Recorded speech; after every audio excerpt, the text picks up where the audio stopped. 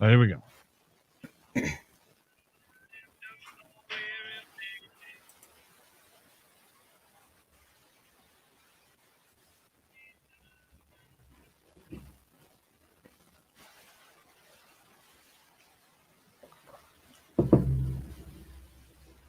You're listening to Danny and the Jar on 98.1 The Max.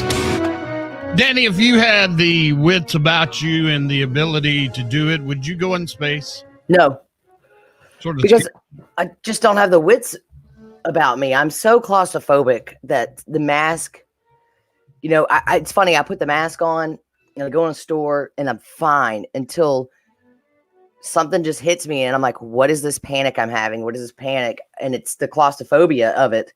I couldn't imagine being stuck in a spaceship because when I'm on an airplane and kind of figure out what's going on, it's like, get me off this thing. Yeah, it's just like when he said that we were going to have to wear masks to take train rides and planes. I was like, oh, I can't do that for 8 hours in a vehicle or a capsule like that. Well, the crew of the International Space Station plugged a long-standing air leak after locating the source with the help of a tea bag. The Russian Space Agency said the station had been experiencing a mysterious air leak for a year. Okay. It makes me nervous right there. But the source of the leak was finally found when a cosmonaut broke open a tea bag, allowing leaves to float free in the transfer chamber, and that's where they found the leak. Whole new meaning to teabagging. Right. Wow. But I mean, can you imagine? Where's this leak coming from? I couldn't sleep at night for a year. And Elon Musk, his company's recently launched its first successful manned space flight and is working on a new Starship capsule to make the Mark to Mars trek. His projection is based on the projected window of a Mars flight when lines up roughly once every 2 years based on the positioning of the Earth and Mars. The next window happens in 2022 and again in 2024. And that's when he hopes to start sending people to build a colony in Mars one day. Yeah, we've already ruined an entire planet. Let's go for another one. Right. I mean, don't worry about cleaning this one up. Just move to the next. There goes the neighborhood. Right. I can't wait for Skid Row and Mars. I hear it's hot. Coming up, more great kids in the news, and a boy has found a 69 million year old dinosaur fossil, and Halloween's not canceled. That's next. Now, traffic. That's why.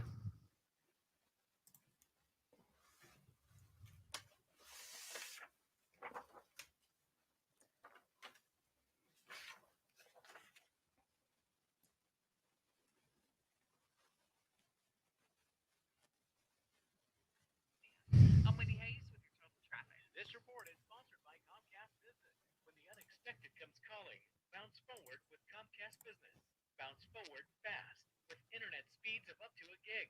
Bounce forward on a network that helps keep connected devices protected. To learn more, go to ComcastBusiness.com. S.Y. Wilson, the official outfitters of Danny and the Jar, located in Arlington. It is just a short drive, and we hear all of this. Things are going on with FedEx and what's going to happen with Christmas. And are you going to get your gifts on time? And Christmas may be slowed down. So start shopping now. And you could go to S.Y. Wilson and knock out your entire list and grab a few things for yourself while you're there. They got new women's boutique. They've got Flag and Anthem, new Element, new Duck Head, and all those new Yeti coolers everybody wants with the limited edition colors. And while you're on your way out, you don't even have to worry about dinner because you could pick up a great meal, which are just delicious. Make sure you pick up a few because I ate the entire thing myself and my family was still sitting there hungry. Eating hot dogs that they had to make for themselves in the microwave. Way to go, Mom. Plus, they got new kayaks coming this month and new canoes from Hobie and Jackson. A great hat wall for you to check out. Socks Everybody loves to give socks during the Christmas times, and you can get great little gifts like that. Plus, fall scents for candles, locally made, Amish jams and jellies, more Christmas items, new jewelry. Who wouldn't love that? Plus, new Okalai fall footwear. It's at S.Y. Wilson, 12020 Walker Street, in the heart of Arlington by the Arlington Depot. S.Y. Wilson, they have you covered from the trail to the cocktail. Big news. The business $240,000 ladies in promo cash giveaway. $500 in promo cash every 10 minutes. 7-Eleven.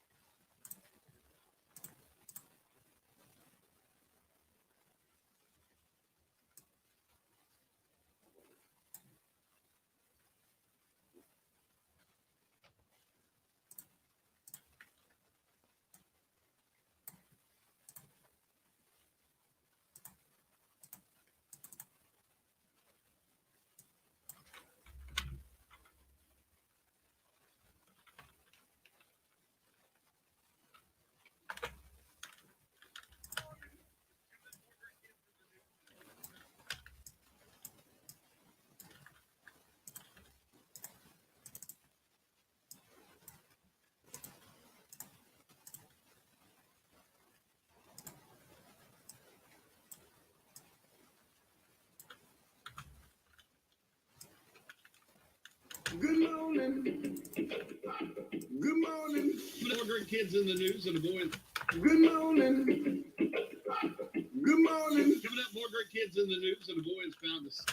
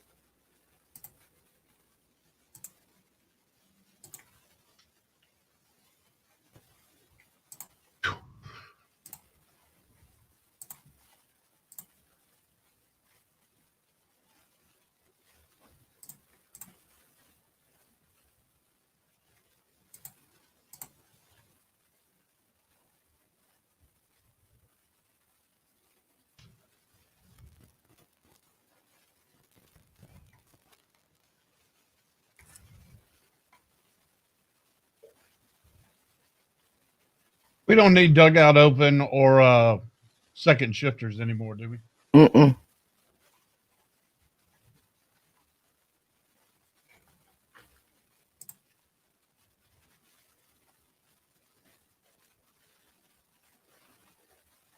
I wonder why the National Anthem rotators out? What is that all about? NAROT 20.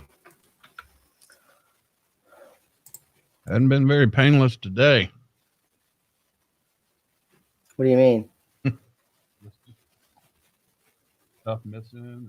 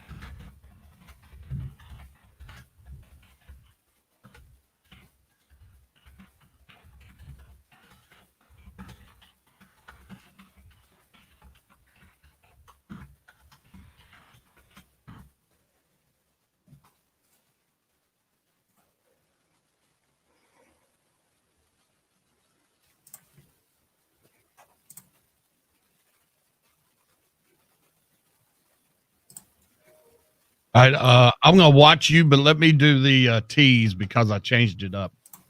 We're gonna do the movie plot twist and Crocodile Dundee. I edited it down to 30.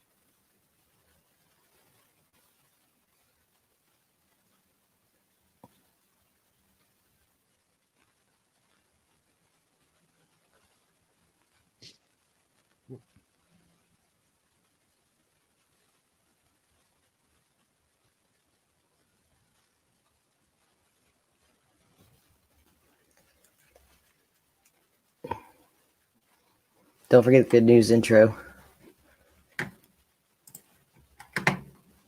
Good times. Yeah. Yeah.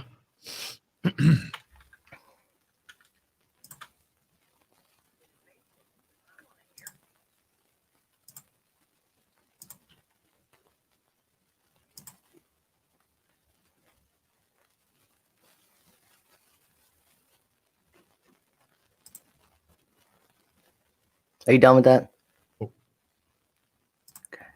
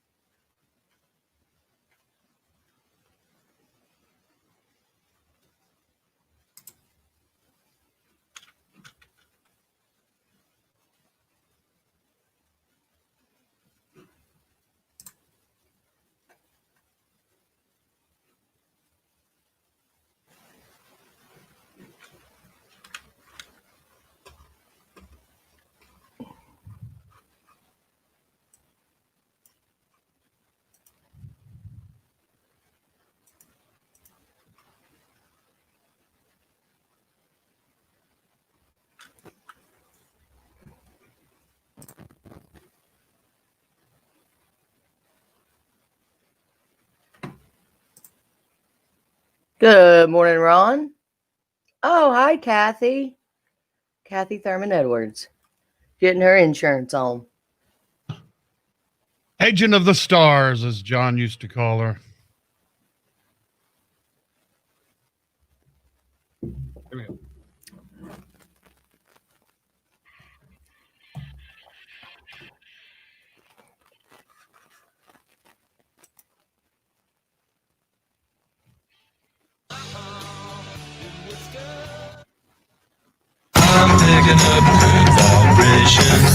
Good times with Danny and the Jar on 98.1 The Max. A 12-year-old boy in Canada recently went hiking with his dad and found a 69 million old dinosaur fossil. His name is Nathan Hushkin, and he wants to be a paleontologist when he grows up. They'd explored the same area before because fossils had been found there in the past. But this is the first time the two of them found anything major. They eventually unearthed around 40 bones from a duck-billed dinosaur called a hadrosaur. I was so excited that I didn't even feel that excited. I was just in so much shock.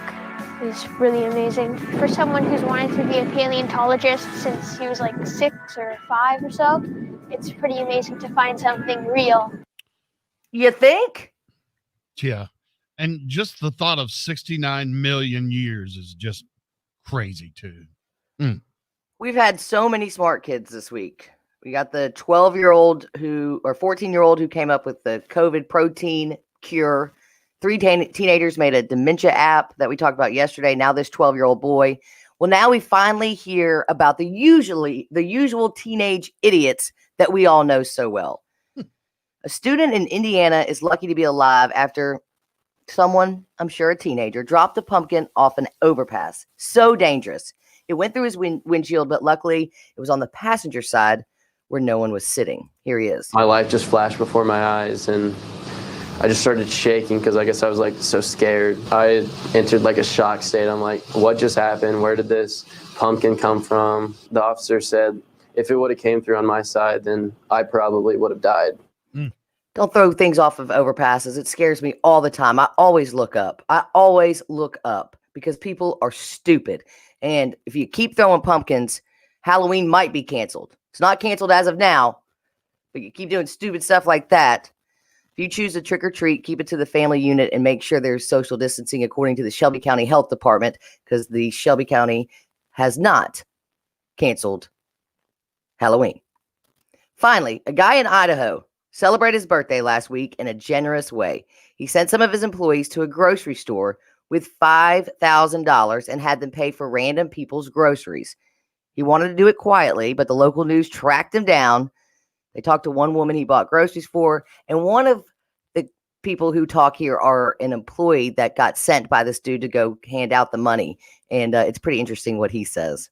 It was so unexpected. I was buying a large amount of food. When I went to go pay for it, the checker told me that the group behind me had paid for my groceries. And I found out that it was someone's birthday, and that was how he chose to spend his birthday. First rule is you can't boast about it, so it's a little ironic that we're having this conversation, but I think it's important to spread the good word, especially in these times. It just seems that we hear so much of the bad that's going on. There's really many people that are out there being kind.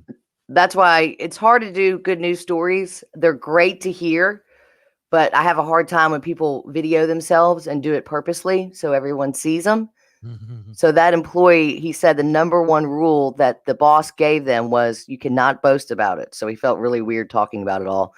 And so that's why I don't feel weird talking about it, because it's not about what you get after. It's about what you're doing right then. And it doesn't matter if anybody knows. That's why it's called anonymous.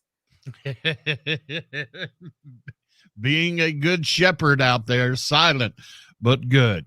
Coming up, a list of the best TV and movie plot twists, and Crocodile Dundee is back.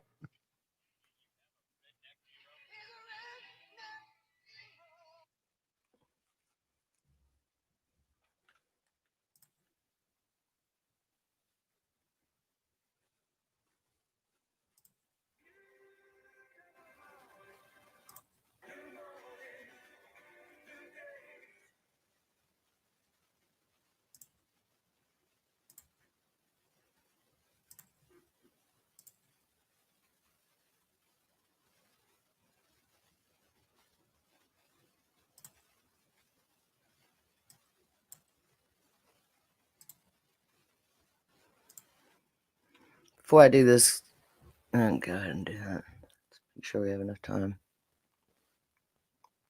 Wait, what?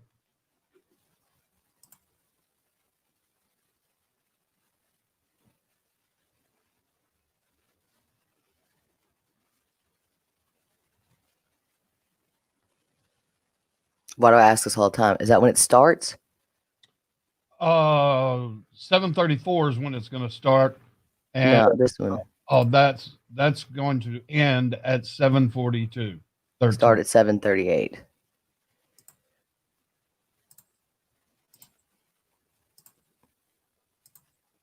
Oh, why did I do that? Okay. You good? No, I'm just gonna move it up to the before the shout. Oh.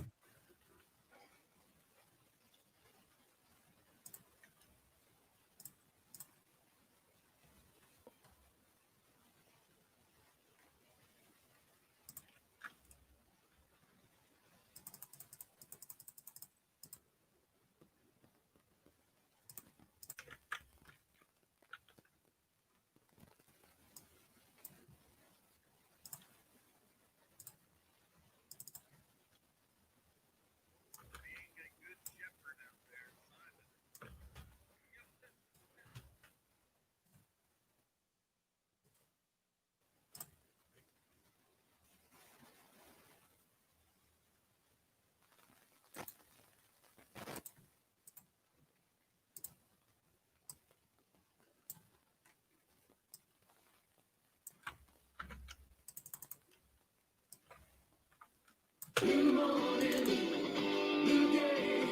list of the best TV and movie plot twists, and Crocodile Dundee is back. Dan and the Jock is back.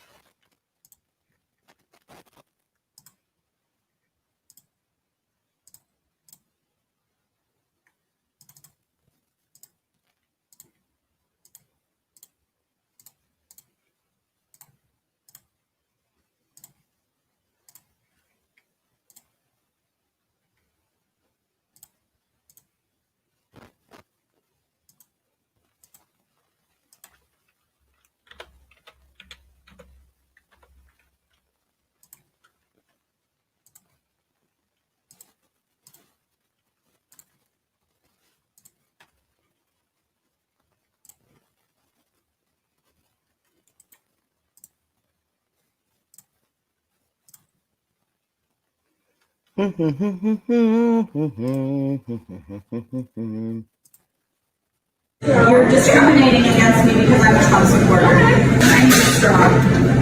Thank you. And I need sugar too, please. The raw sugar, like 3 packets, please. No, like it's not a law. It's not a law. And I can show you the penal code and everything. It's a hoax. I don't have to wear a mask. I'm not going to wear a mask. This is America, and I don't have to do what you say. Trump 2020. You need to leave. Thank you. No, thank you.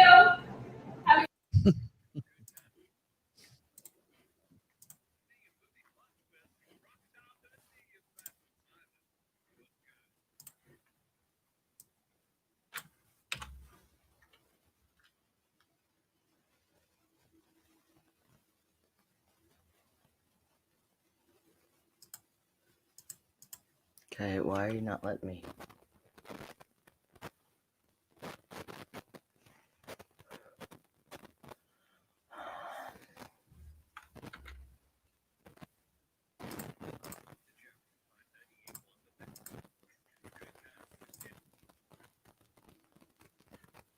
What's the problem? Oh.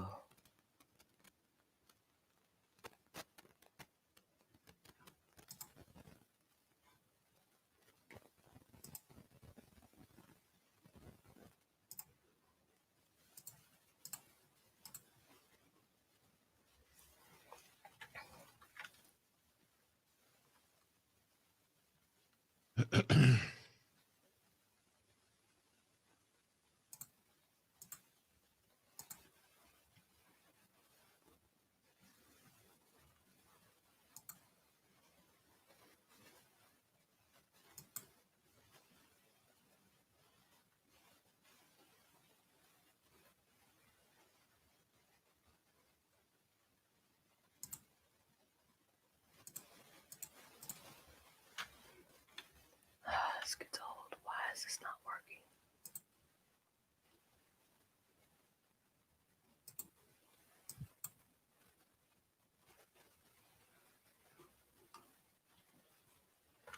What? I mean, really?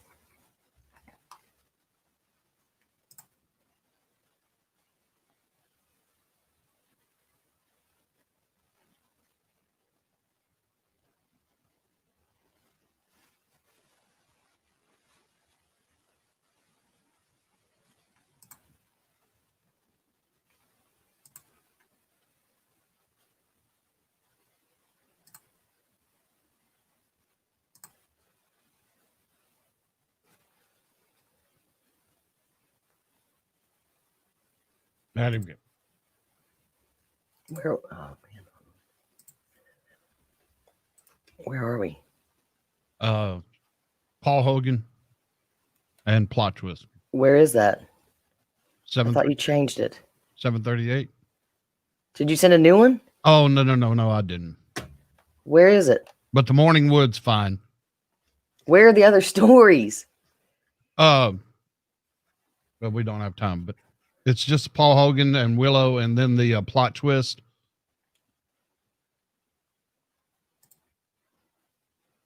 You're listening to Danny and the Jar on 98.1 The Max.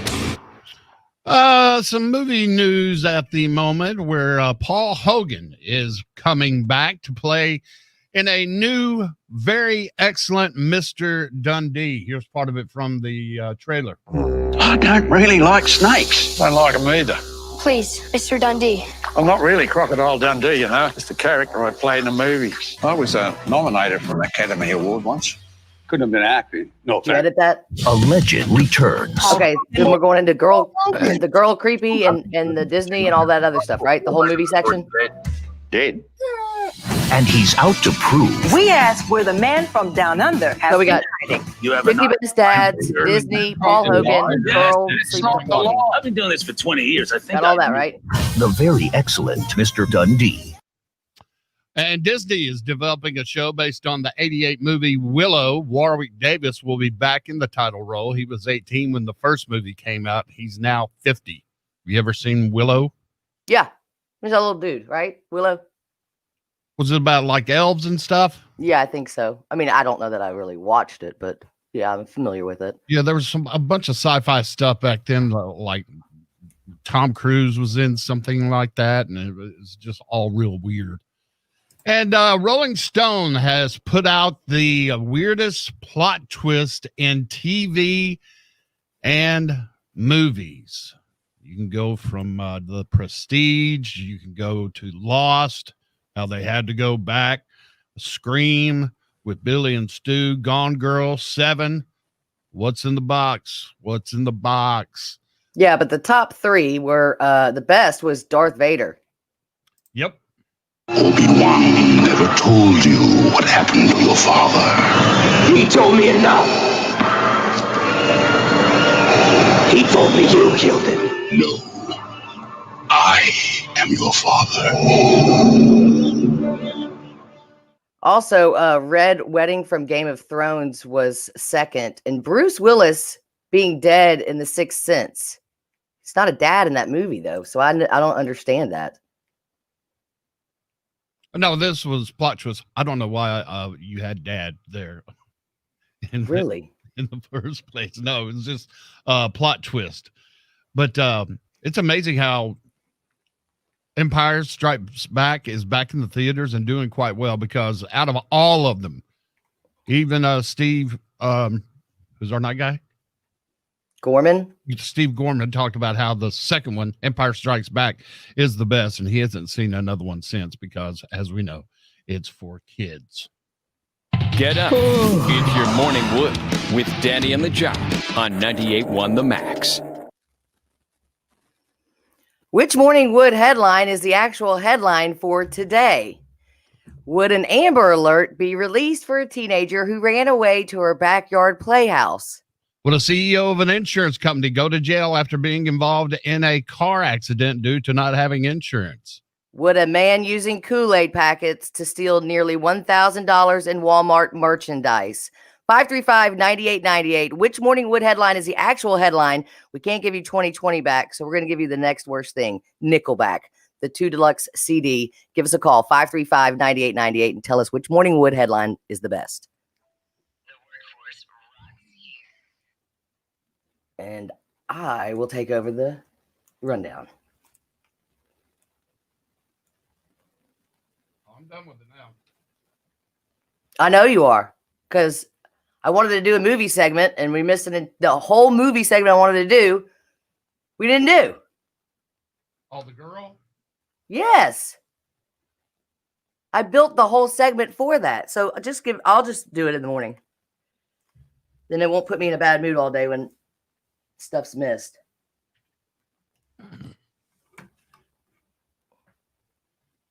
I'm over here trying to post, do this, do that. I've got all the stories already posted.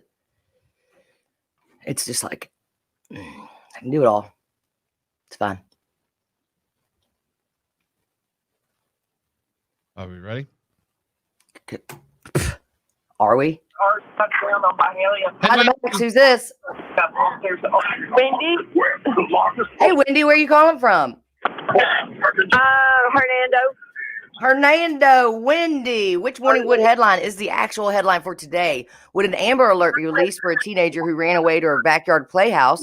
Would a CEO of an insurance company go to jail after being involved in a car accident due to not having insurance? Or would a man using Kool-Aid packets to steal nearly $1,000 in Walmart merchandise do something? I'm going to say the Walmart man. You are correct, Wendy. We can't give you 20. We can't give you 2020 back, but we can give you Morning Wood and Nickelback. You have got the 25th anniversary of which album? All the right reasons. Of all the right reasons. 2 CD deluxe package. Congratulations, Wendy. Hell yeah, Wendy. Thank y'all so much. You're welcome. Hang on 1 second, all right? Okay.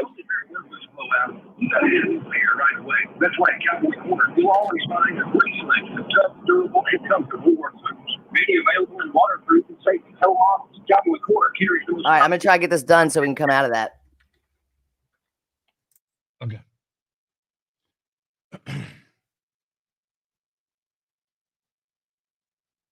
Or do you want to swap it? We have time. Okay.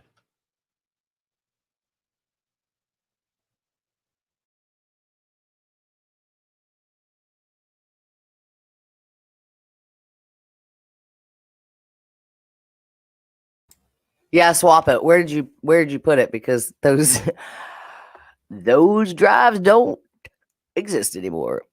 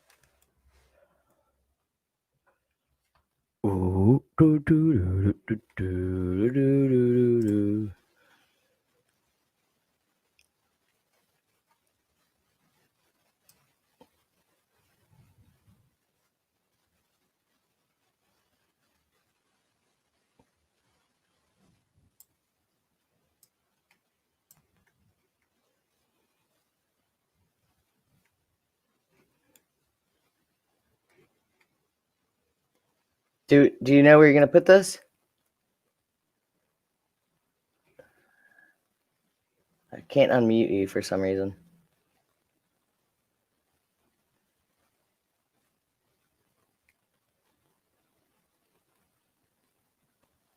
It's not giving me the option. It doesn't exist anymore. I know.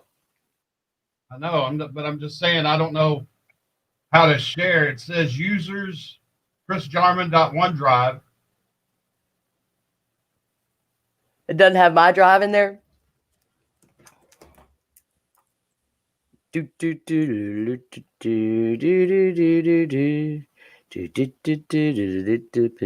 Painless, painless, painless.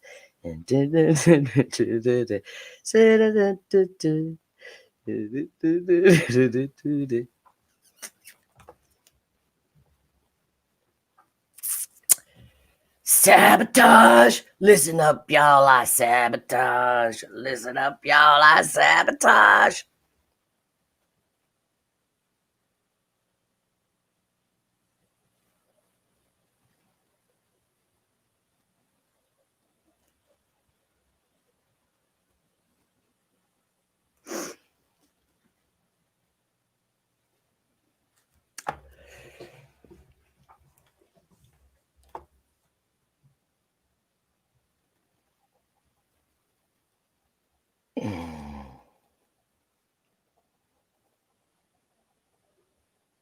Retaliation, retaliation.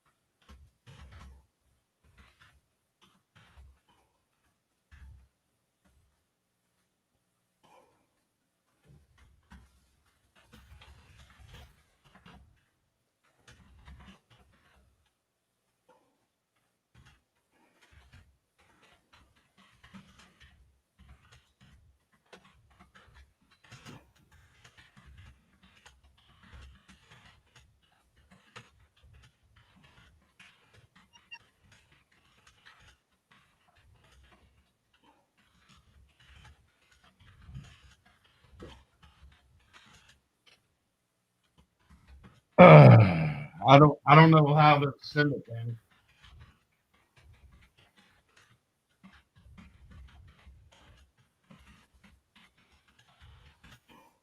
Okay. Just get her information.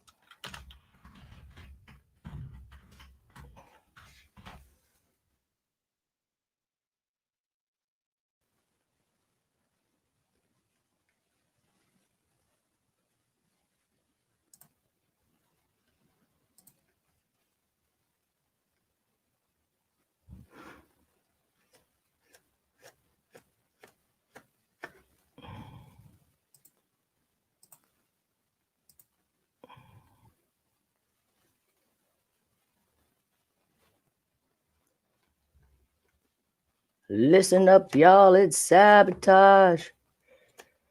So, let's see.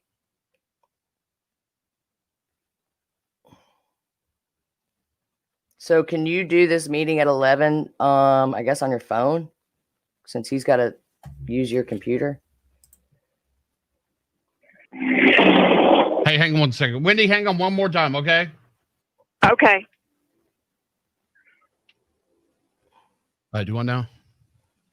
Why don't you just play Wendy from the Vox Pro? Doesn't need any editing, does it? A little bit from the beginning.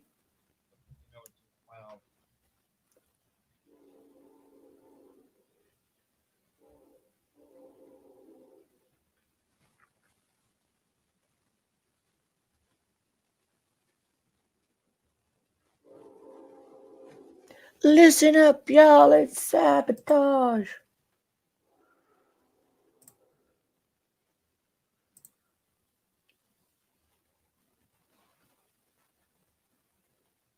It's only a minute of it, but she had her radio up. All right, here we go.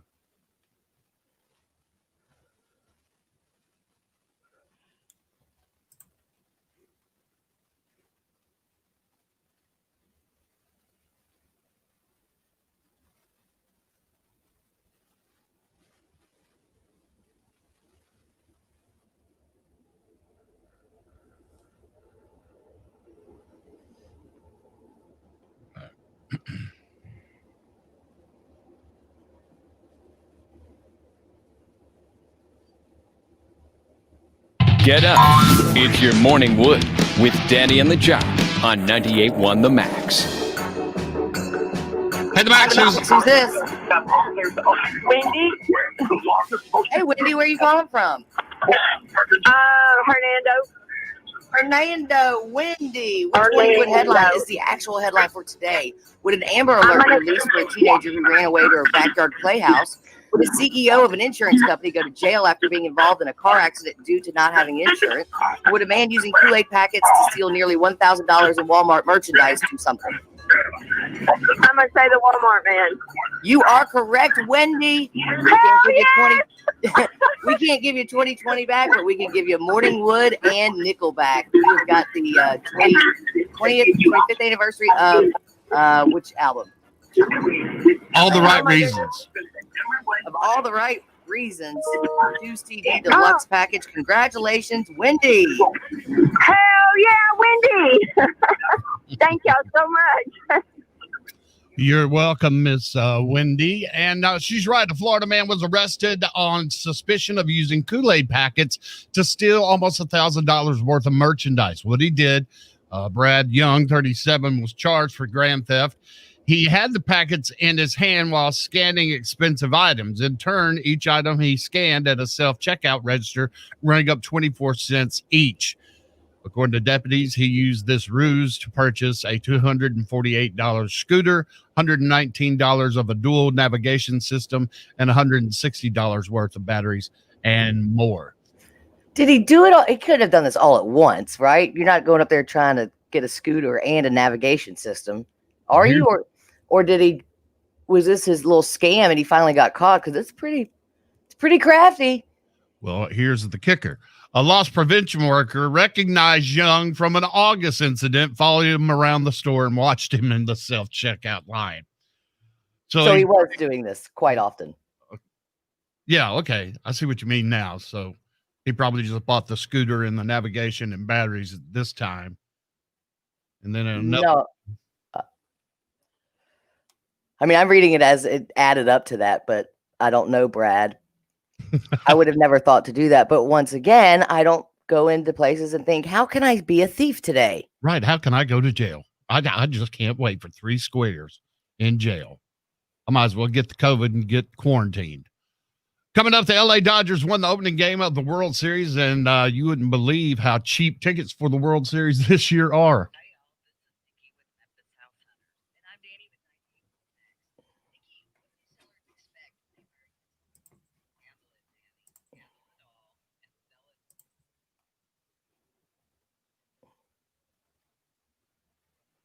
All right, let me finish up her.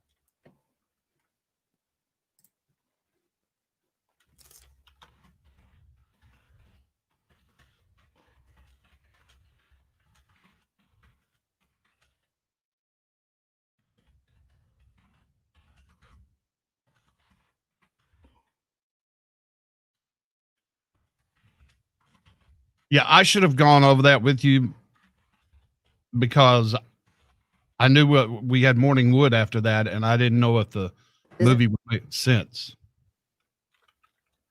Yeah, because it's a new movie that's coming out, Sleepwalking Sister. Wow.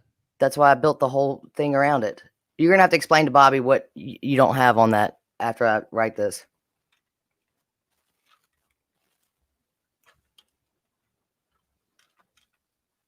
Okay, so because at 9:08 I was going to do that maskless Starbucks, and then the girl freaking out. Is that okay? I don't think it has one to do with the other. I don't care. I mean, that other thing, I don't hear anything but noise. I can't hear what anybody's saying on it. What, in the Sleepwalker thing or the Starbucks? The Starbucks, but the Oh. Sleepwalking Sister is it's the new movie of the summer.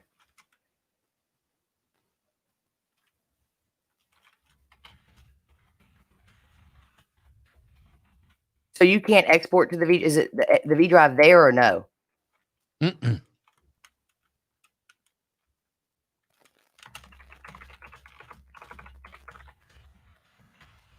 What is that thing called over there? Foxborough.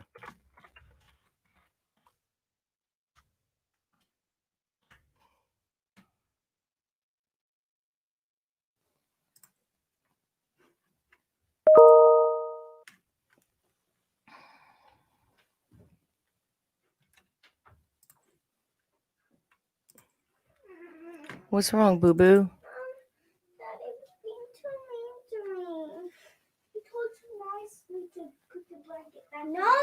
Okay, I'll see you after Nirvana. Give me 1 second.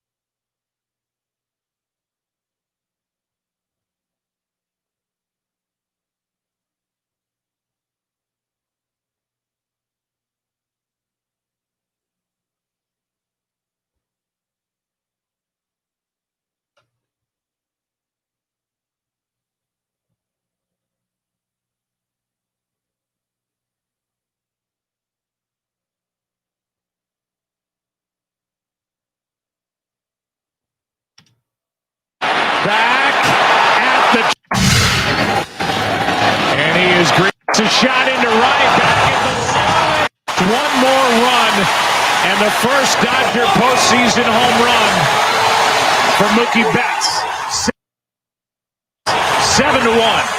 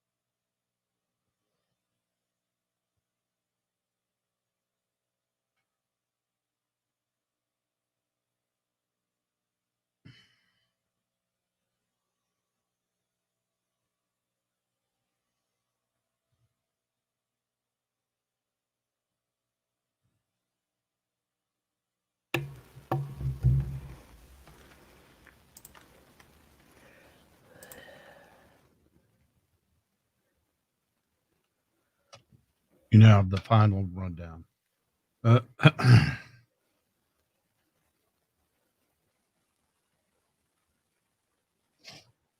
Everything cool? Oh, man. Normal. Just a normal morning with children. I wouldn't trade it for the world, though. I can't remember life before then.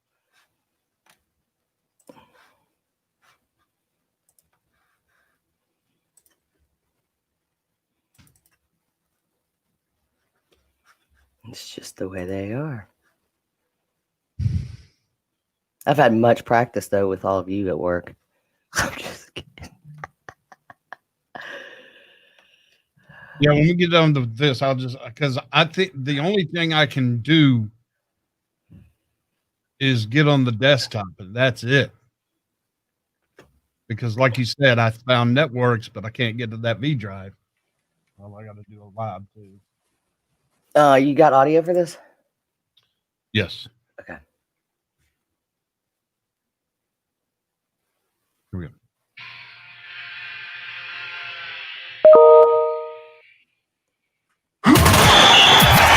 Sports Shorts, shorter than Gronkowski's retirement, with Danny and the Jar on 98.1 The Max. Cody Bellinger, and he pulls one into right center.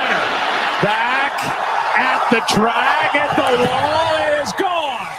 Bellinger makes it 2-0 Dodgers here in the fourth of game one. And he is greeted by Betts, a shot into right, back at the wall, it is gone. One pitch, one more run, and the first Dodger postseason home run for Mookie Betts. 7-1.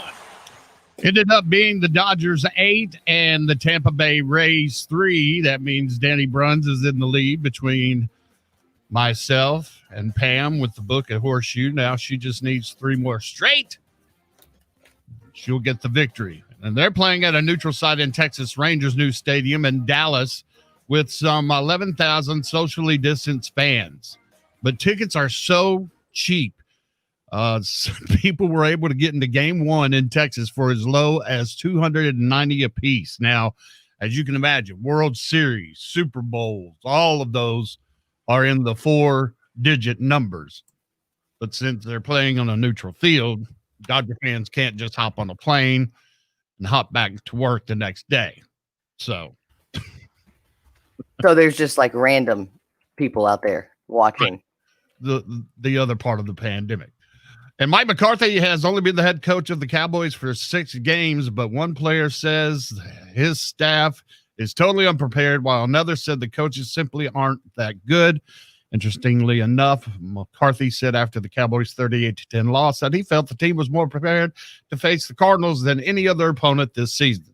Some players do not agree. Mind you, your leader and quarterback is done for the year, and that's always a problem, and your leading tackler is fumbling left and right. And former Alabama national champion rookie Tua Tagovailoa. Tao. Don't we just call him that? Yeah. Tua, I mean. Tua. He's going to take over as the Miami Dolphins starting quarterback next week. The former Alabama star made his pro debut at the end of Miami's 24-0 win over the New York Jets on Sunday. That's not saying much, though. World Series ticket prices can be varied depending on the matchup, location, and point in the series. On average, a World Series ticket resell for about $1,000, and tickets for games earlier in the series tend to be at a price point below this average, while the later games can be more expensive. Yeah, and back in the 70s when the Dodgers were huge, a lot of the Gen Xers are Dodger fans, so I'm sure Dallas has quite a few there, since they don't have a National League team. Coming up, Stevie Nicks is considering moving to another planet if he's elected again. Oh, she already did years ago. Grow some balls and do it. Very scared.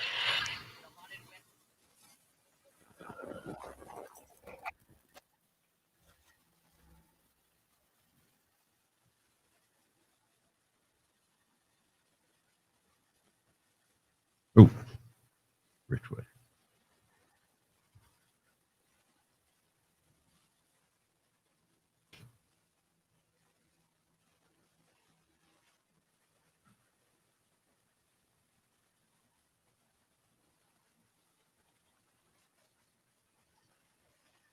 Great crash. We've got one also coming in at Winchester and Castleman.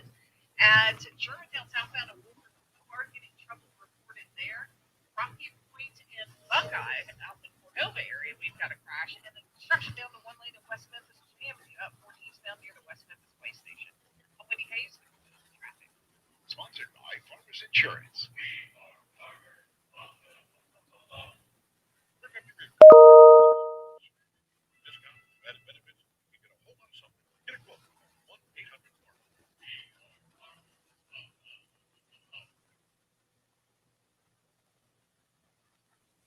Going to be a nice night for tonight and tomorrow. Then maybe some rain to cool us off on Friday. So you got plenty of time to cook out with your family at the end of the day. And you can do that a lot better with Richway Landscape, 853-9590 or richwaylandscape.com.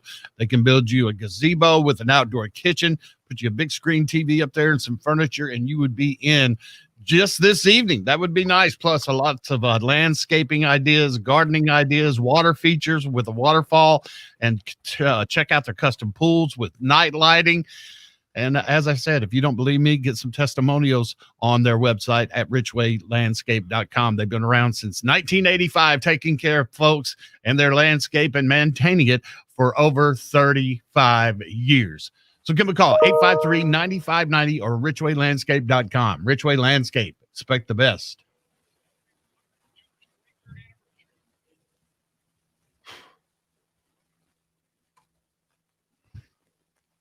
Why did you say 10:30? We have Pam at 10:30. So I said 10:15 or 10:45. When? For Orion tomorrow?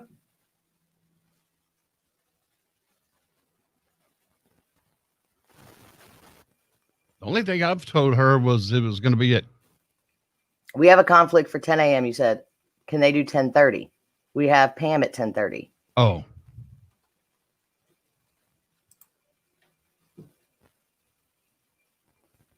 Well, she prefers to do it later anyway, right? Who? Pam. I'm sorry, just so much going on with all these. Do you have a calendar?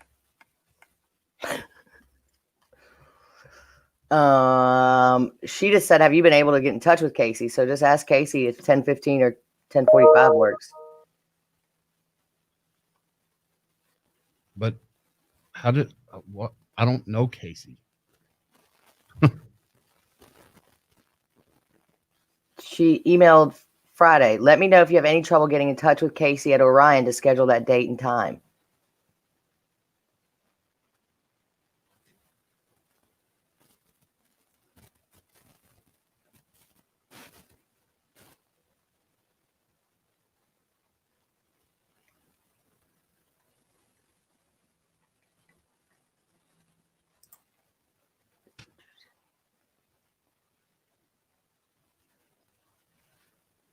Oh my God. I give up.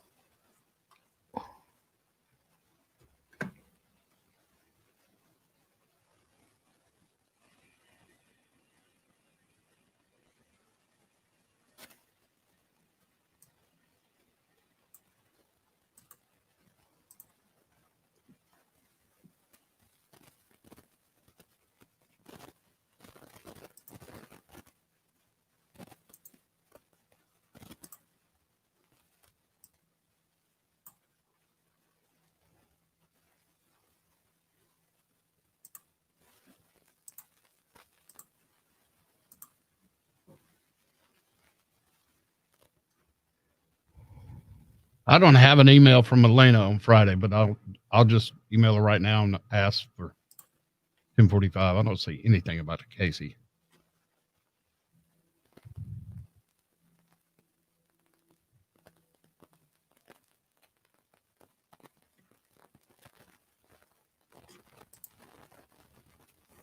I mean, you see the email from Elena right now? Yes. Go to the bottom, all the way. Read the email.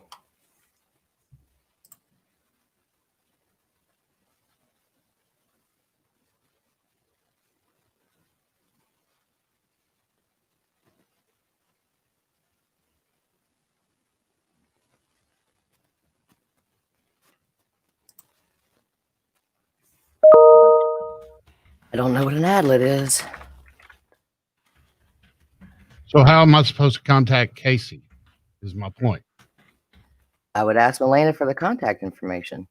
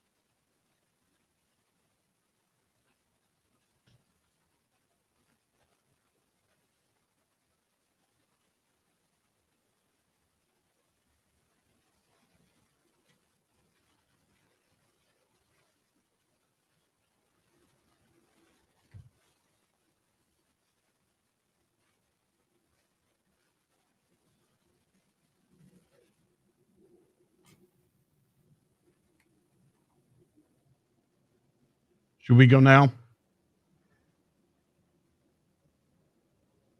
Yeah.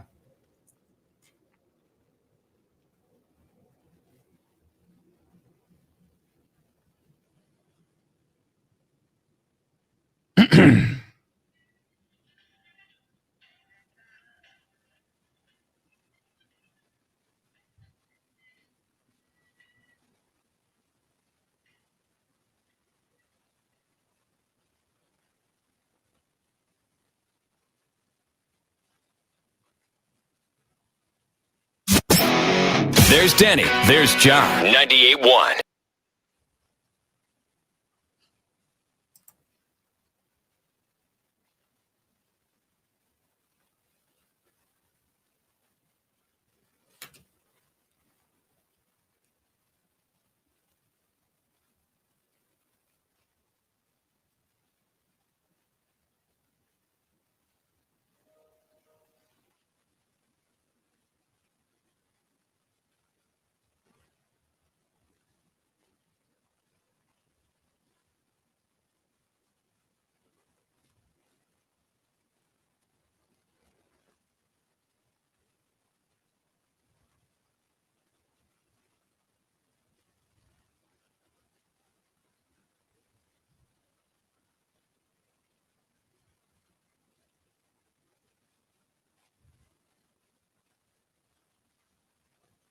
Jarman went away.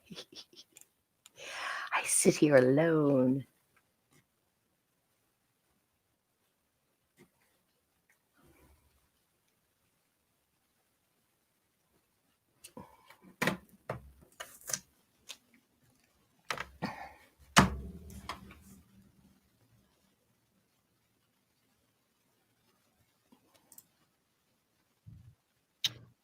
I have no idea.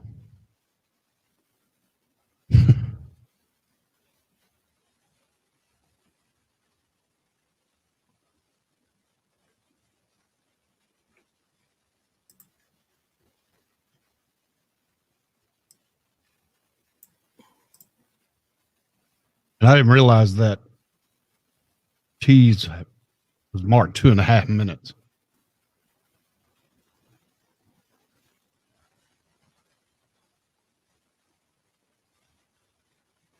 Oh my God. He said there does not appear to be an issue at all. I was able to save to the V drive just fine. Now, that's the thing about it. Over here, I have everything. No, he's saying on the Vox Pro.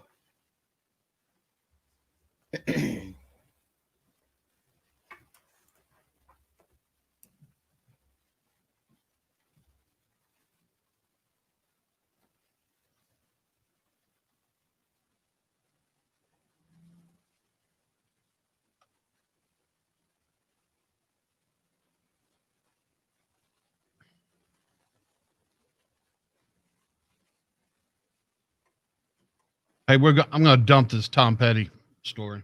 Okay. What? So what happens when you hit export?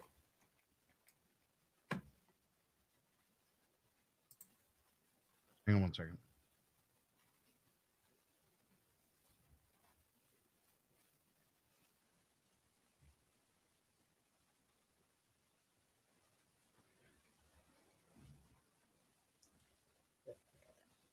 Hang on. I hit something and lost you, and I was playing Stevie Nicks, and then I was like, Jesus.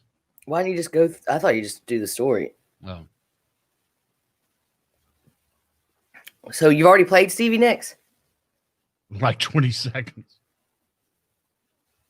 And then I looked and we were like breaking at 20. And I was like, how is that possible? And then whatever that DJ T82 shows, it's 2.5 minutes.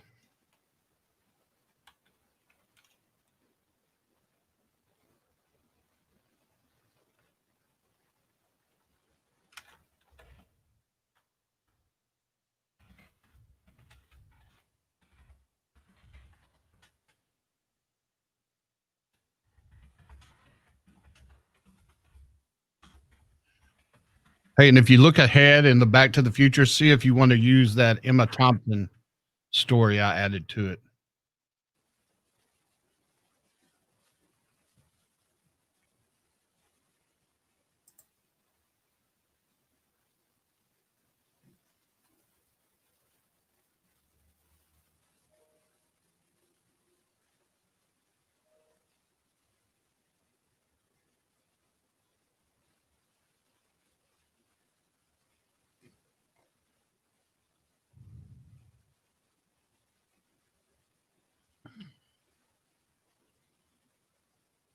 Danny and the Jock here. 98.1 The Max. While Bruce Springsteen, Tommy Lee, who else, Danny, has said that they're going to leave the country if a certain president is elected. Reelected, but even before. Baldwin said he was moving. You mean 2020 or 2016? Well, 2016, all of those guys have done it. Tommy Lee says he's moving to Greece if President Trump is reelected. Now Stevie Nicks is taking. Okay, so do you want to know who said he's reelected or if he was elected in 2016? Who's moving? Who's leaving?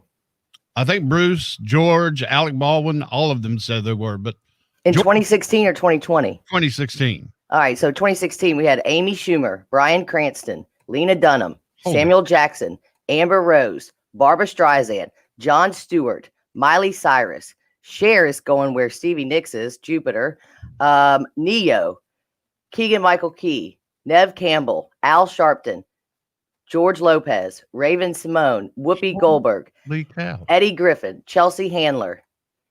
And that is the list that I have come up with. How many have left the country in the last 4 years? Whether you're for Trump or not, it doesn't matter. I just find it funny that you're going to leave, but you didn't. And it's why say something like that? It's so childish. It's like being on the playground. I'm gonna do that. Well, Stevie Nicks wants Elon Musk to get a Noah's Ark so we can leave the planet for the duration of the presidency if President Trump is reelected. Now, my question is, on that list, yes, who all is very influential into getting me to decide which way to vote? There should not be one. Nobody who wears an athletic uniform or look, it doesn't matter either. Vote however you want. That doesn't bother me. What bothers me is people who live in a bubble who make a lot of money trying to tell me how it is out here on the streets. It's hard out here for a pimp. Right. We're not the 1 percentiles. It's easy for Bruce Springsteen to sit, like you said, in his castle and go, oh, he's not going to be. But at my age, at 42 years old, I have learned one thing. Don't say something that you can't do or won't do. You would think by the age of these people, that threat is right. Why would you put that out there at all? Say it around the dinner table because you're not going to really leave. But to tweet out that I'm moving to Jupiter like Cher did, and now Stevie Nicks is going with Cher, I guess. Come on, guys. Let's have a little sense. They're in their 70s, Danny, saying these childish things. I know. I'm going to cry if Donald Trump wins. I'm going to be upset if Donald Trump wins. Okay. I'm going to move to Jupiter. Tom boys Cruise get more stupider. Tom Cruise knows the way. Oh, I cannot wait for 2 weeks to be over. Everybody is just, stressed out, and it's overtaken everything. So good luck the next 2 weeks. Keep it right here. We're going to try and keep it light and easy so you'll have something to listen to while you stand in line. Speaking of traveling, what is today, Danny Bruns? Back to the Future Day. You're not going to believe who tried out or auditioned to be Marty McFly, but was beaten by Michael J. Fox. That's next.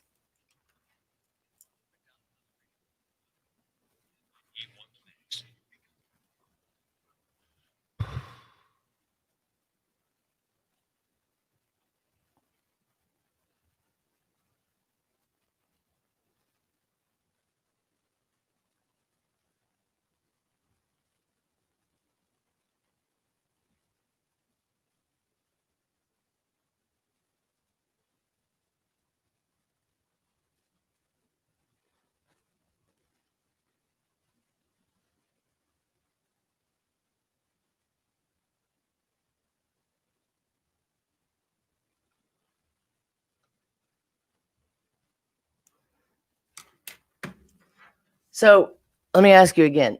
If you go in there,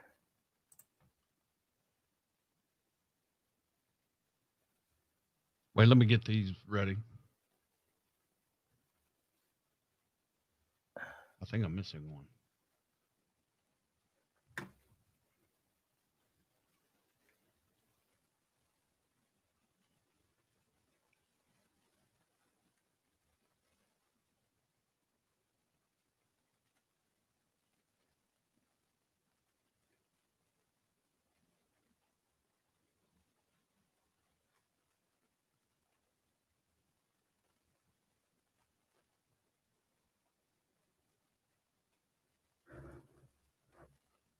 Mm.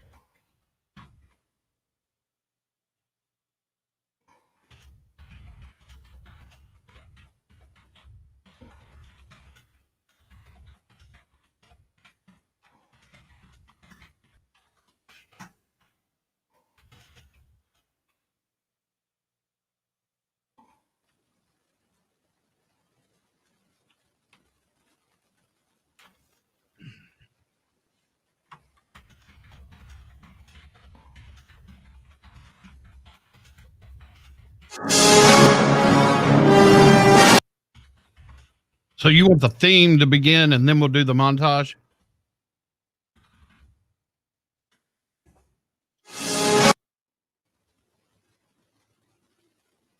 I don't want a theme. Did I give you a theme? Oh, okay. Well, you had it's national. Or it's back. That shouldn't be highlighted. Okay, I got you. All right. Sorry. Here, No, it's fine. let me put those in. That's the montage and then Ben Stiller, correct? Yeah.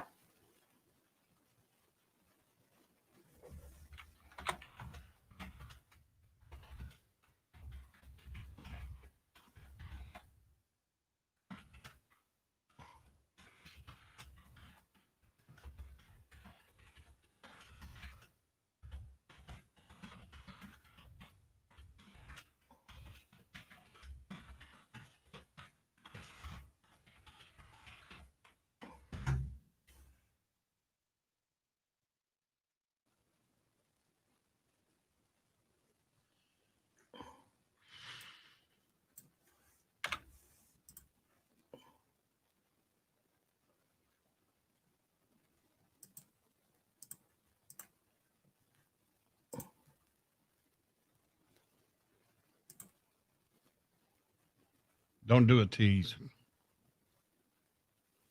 Okay.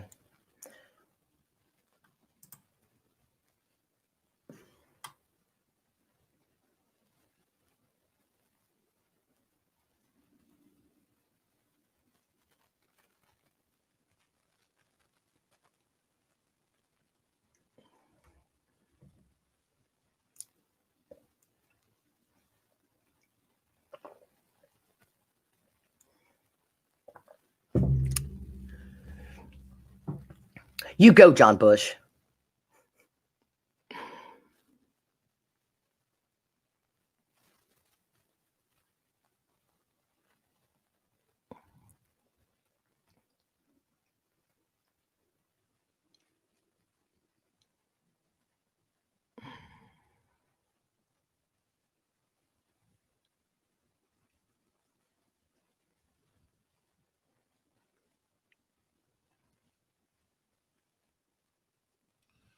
Oh, I thought that thing was going to go away again. I was going home.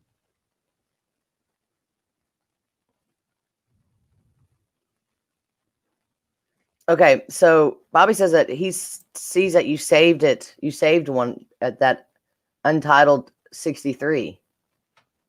Right. I thought you couldn't get export to the V drive.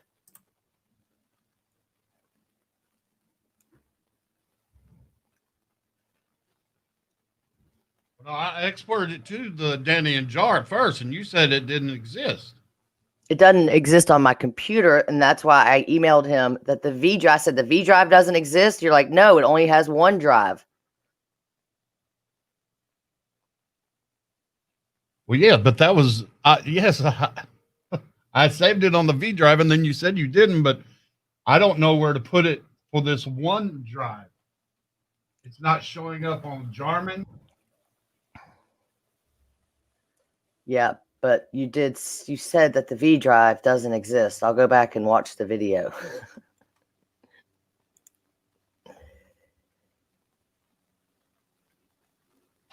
Oh, well, no, I take that back. I tried to find it. The V drive? It wasn't in there, yes. But I didn't know because look at the computer. I can't. What do you mean?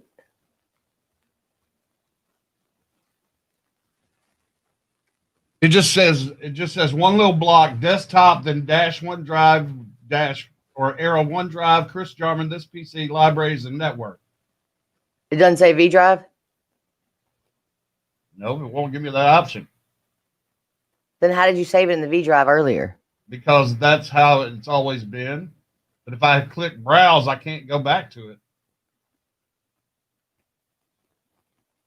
Gotcha. So once you hit browse, it went away. Or, yeah, tried to open up my OneDrive, yes. Well, because the V drive is not part of the OneDrive.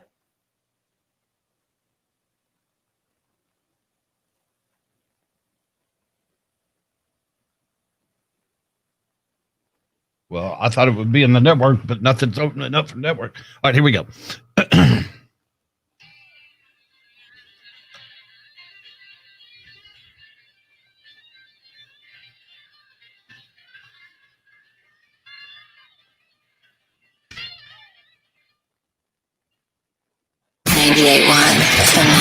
Danny in the Jar.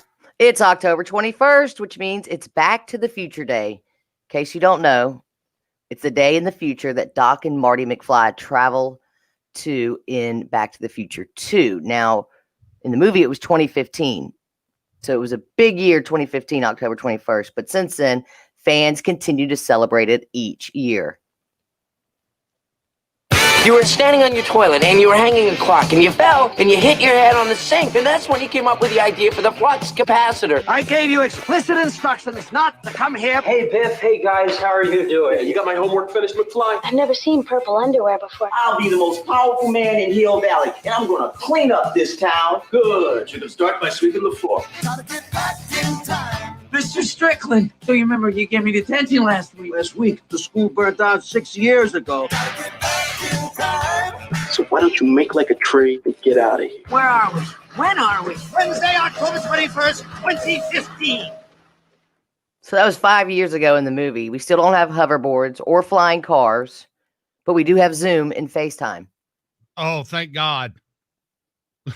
Do you remember with like Austin Powers? And there was plenty more movies that you would get into a little booth and talk to somebody on a screen. It was like, oh my God, could you imagine?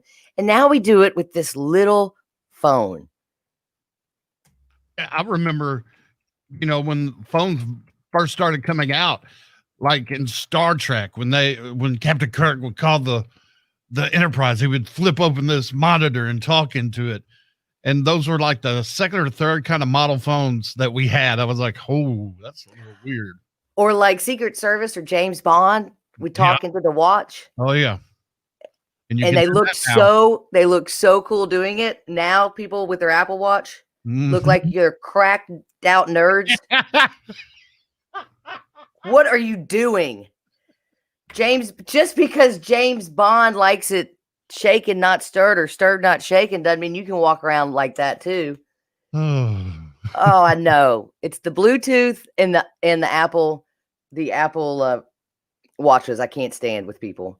You are walking down the street talking to yourself. You look like a crackhead.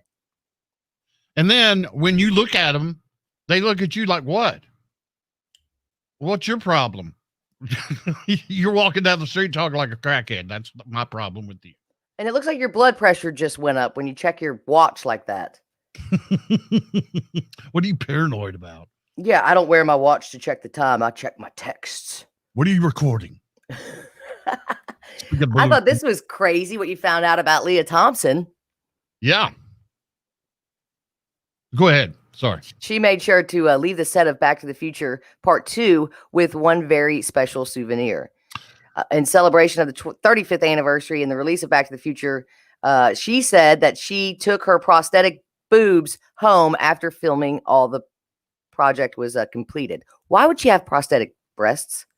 Okay, that's what I meant. I was going to ask because I really don't remember a lot of Back to the Future 12 and any of that. 12. But I'm just saying there were so many of them. But in Back to the Future 2, I'm assuming that they gave her bigger breasts to look like an older woman. There you go. Yeah, because she was the mom. She was the drunk mom. Right. Okay. That's what it is. Right. Well, they actually had a cast of her actual breast inside. So she was like, I'll take those. Thank you very much. Ooh, but they got really smelly because there was latex and I threw them away. Ooh, nasty. I love your smelly boobies. It's like our the groom's cake from our wedding. We had our dog and the fondant that they put on it. It was so good. And it looked just like the dog. That Willie sat in our garage for like 2 or 3 years and it never smelled broke or anything. And I was like, we eat that stuff. And he's just sitting there still. He didn't melt, nothing. Yeah. Could you imagine Ben Stiller as Marty McFly? Probably. Really? Yeah. But I mean, he really didn't come to fruition. I mean, okay, so Ben Stiller auditions, but Michael J. Fox gets it. Was one of the what is the word I'm looking for? Not recommendations. Prerequisites that you have to be short, like really short, to be Marty McFly. That's the first thought I had was, well, they're at least the same height. So Ben Stiller auditioned for the role, and his audition plus there were other celebrities that I guess auditioned as well for Marty McFly. Here's Ben. I guess, was he not even famous at that time, was he? I think he was on SNL during those bad years with Love and all that. Here's his audition, though. So what are your parents like? Are they as square as mine? Lorraine, lately I've come to the conclusion that I don't know anything about my parents. Why are you so nervous? Well, have you ever been in a situation where, you have to act a certain way, but when you get there, you're not sure you can really go through with it? Like when you're out on a first date with someone? Well, sort of. I just only see Michael. I can't see anyone else. See Thomas Howell of The Outsiders, John Cryer of Pretty in Pink, and Two Men and a Baby, or whatever that show is with Charlie Sheen. They auditioned, and Eric Stoltz. You know who Eric Stoltz is? Oh, I know the name. Mask. He was the heroin dealer that John Travolta crashed in his yard because she was dying. Oh, yes. Yes. Well, speaking of John Travolta, he turned down Forrest Gump. What? Yes. Well, Tom Selleck turned down Indiana Jones because he was digging Magnum so much, and it was, he was going to have to go back and forth, and so he stuck with Magnum. And Gwyneth Paltrow was turned down for Titanic. Kate Winslet won that one. I don't see Gwen. Do you? I think movies, they do so well, certain movies, that you don't see anybody but that person. Yeah. Oh, actually, yes, I agree totally. And mostly because she's British. And Gwyneth Paltrow tried to be British in that Shakespeare movie, and it stunk. Yeah. She's not my favorite. No. Coming up next, McDonald's vowed to fix the ice cream machine issue. Finally, you can have a Coke. Gotta press all these buttons. The Max. Danny in the Jar. All right, so I gotta change. I gotta change the T's. What? For the news. No, remember you had a hard time trying to say franchisees? But you have that coming at 8:55. Then the news plays at 9 o'clock. Oh. Dadgummit. I got it. Since we're late, do you want to play the Sleepwalker and the teaser? Because I totally have McDonald's 4908, but I just said 8:55. Then what are we gonna do at 9:08? Look at 908, the sleepwalking girl and the sleepwalking sister tease.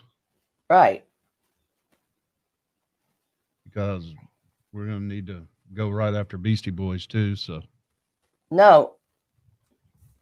I know we just teased it. I know that. I know, but I just made a mistake in relabeling them. But I'm saying I can just do a tease for the Sleepwalker right now. Okay. For 9:08. Okay. What a day. Oh, it was going awesome until 7:45. Oh, Sabotage. Listen up, y'all. I'm Sabotage. Because I'm painless.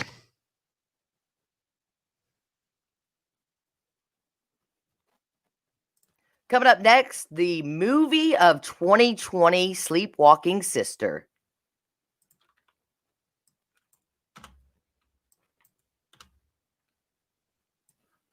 Probably want to run a little early anyway in the 9 o'clock hour for Zach, right? Yeah, this will take no time. This story.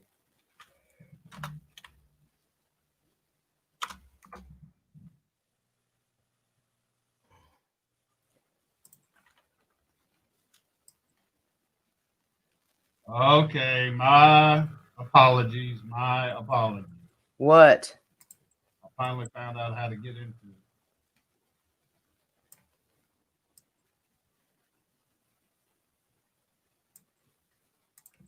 But if you can't pull up the V drive, I have to put it somewhere else.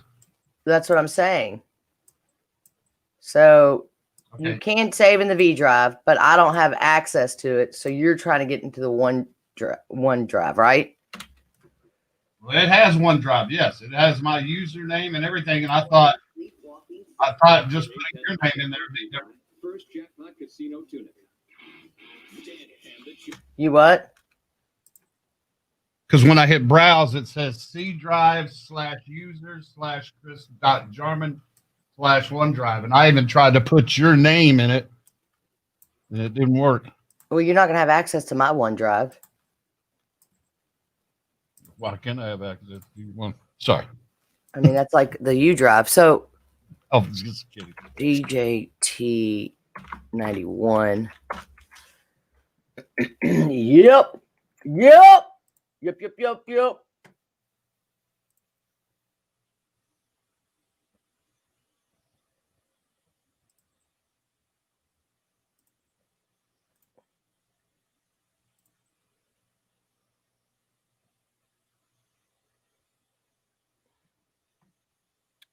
Listen up, y'all. It's Sabotage. Oh.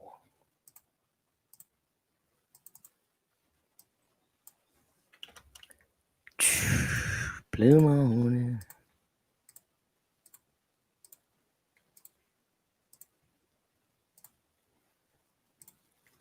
Mm.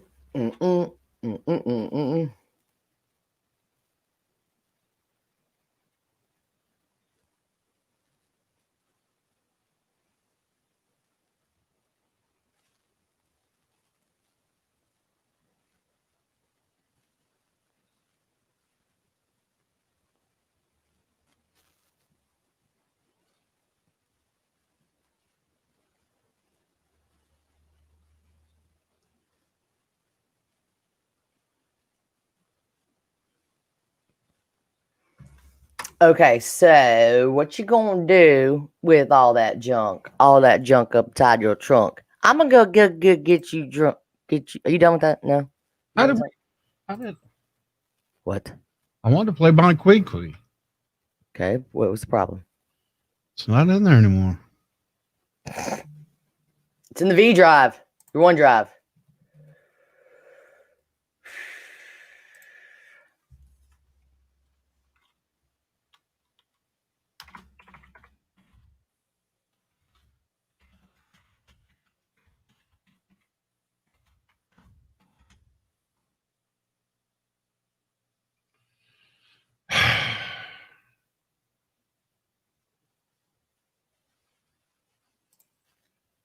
I know.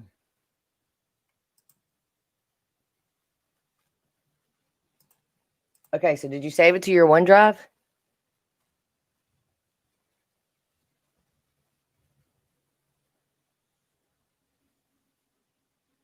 Hang on one second. Ball. Quick.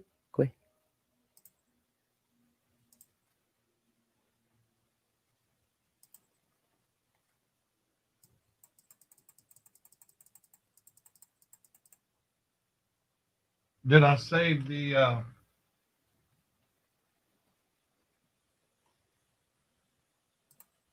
Morning Wood? Yeah.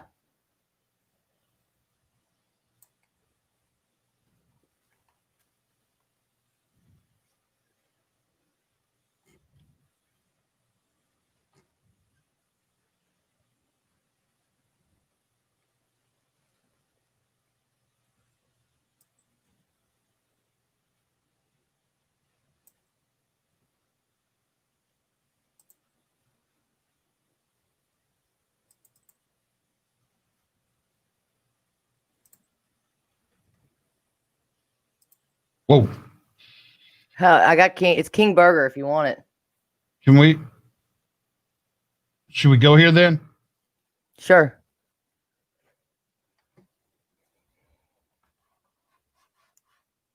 Hey, will you read some of the story for me, okay? I will.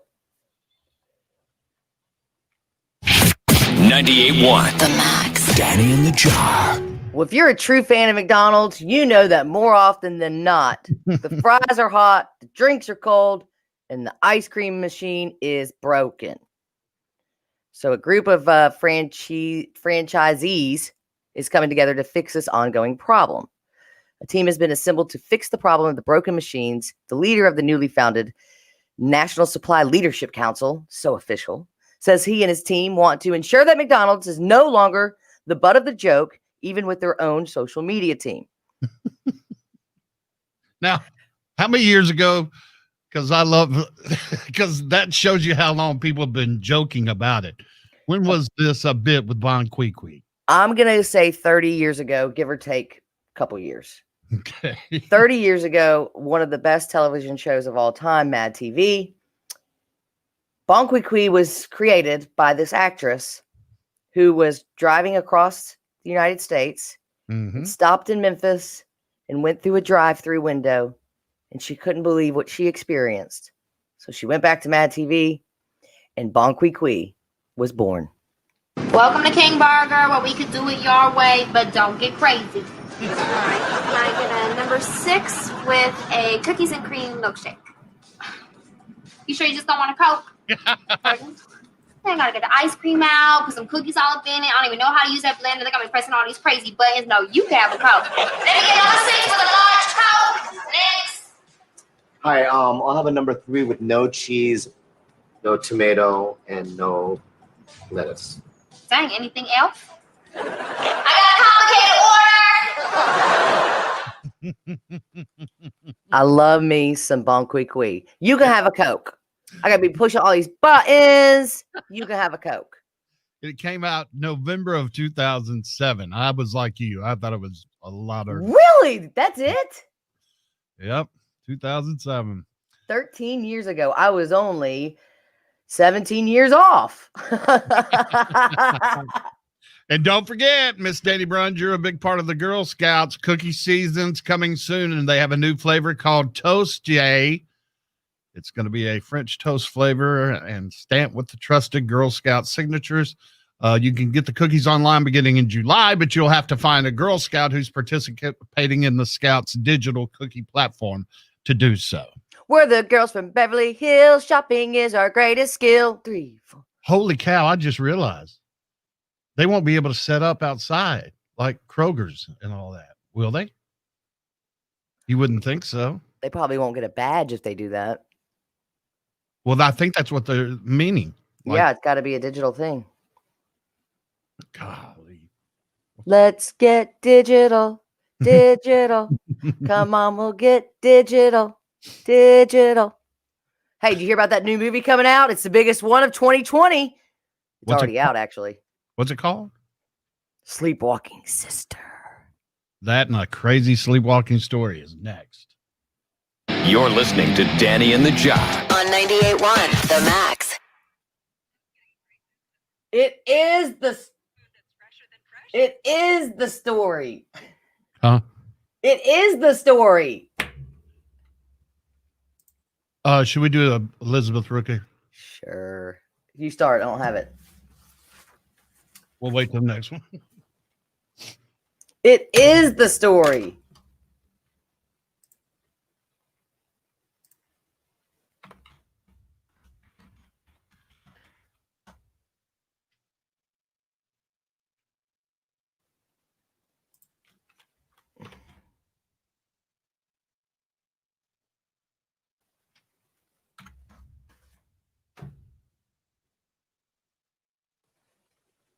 Wait. So that didn't just recently happen? Oh my God. It's a parody. Oh, okay.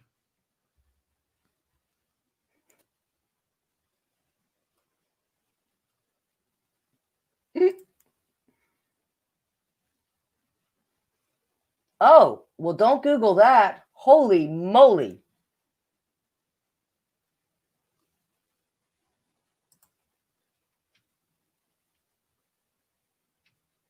Oh my God.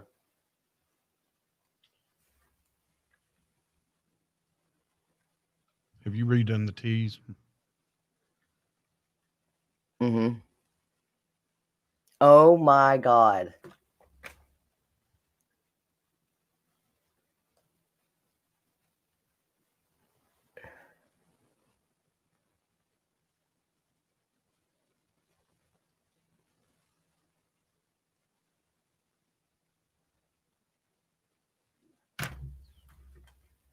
Oh, what is it? Oh. Check your phone.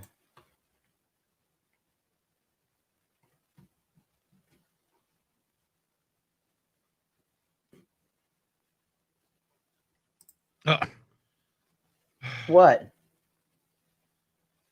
You asked earlier today, both are too long. I have 4 movies, and I put, well, you can put them in my slots if you want. I never sent it. Well, that's what I was saying to do, because you're always like, I need another story.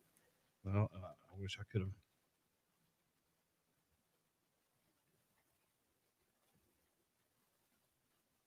Thank you, Wendy. Hope you enjoy that.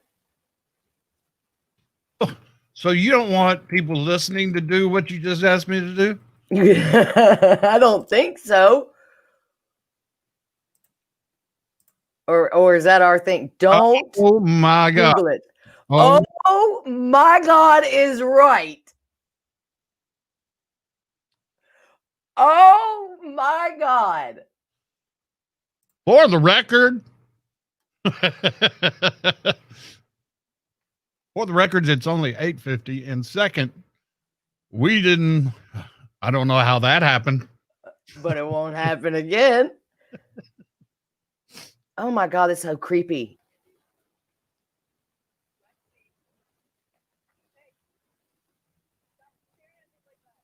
What'd you do? Type those 3 words in Lexi? No, I went to delicious audio and clicked on those. Oh my God.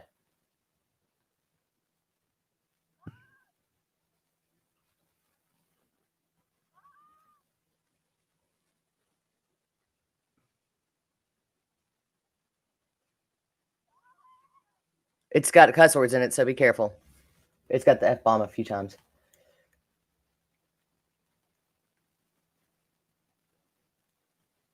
How long is it? A minute.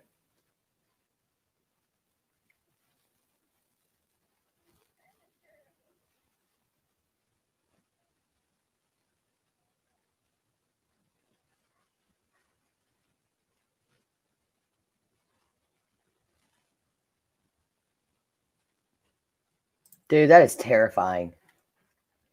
That is terrifying. People get in their cars. People go to the Walgreens in the middle of the night.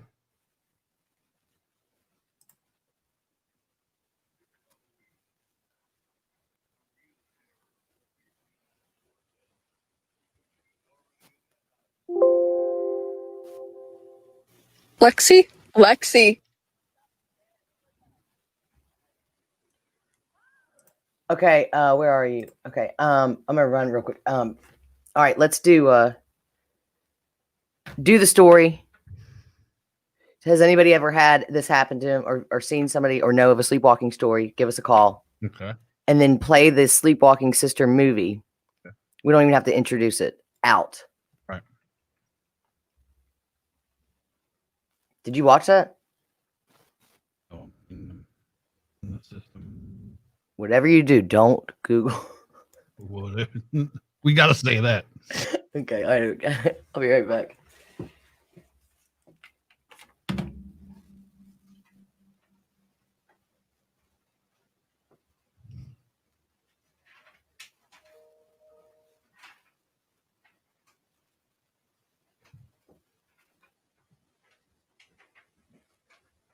Oh, look what was under my door.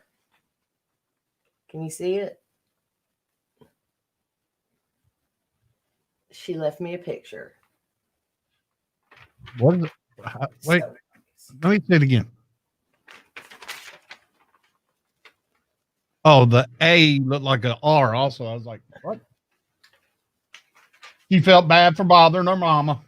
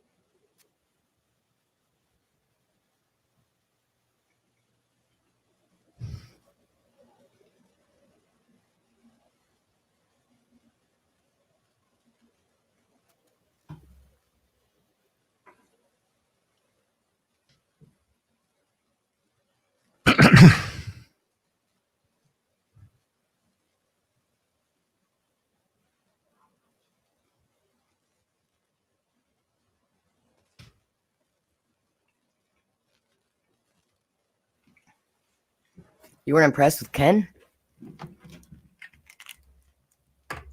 Here's a new Ken.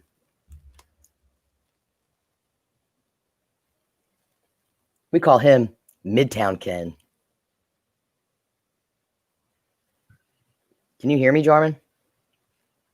Who? What are you talking about? This is Ken. We call him Midtown Ken. Oh. What? Why Midtown Ken? Well, you're not going to see anybody wearing that outfit like in the suburbs. And his hair's like all perfect. In Collierville.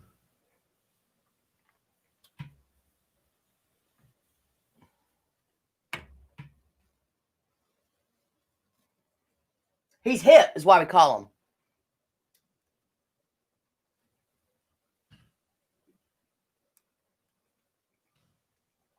I said that the other day. I said, "Oh, he's so Midtown." And Josie goes, "What does that mean?" I go, "Hip." He goes, She goes, "What does hip mean?" I was like, "Oh, geez, I don't know." All right, here we go.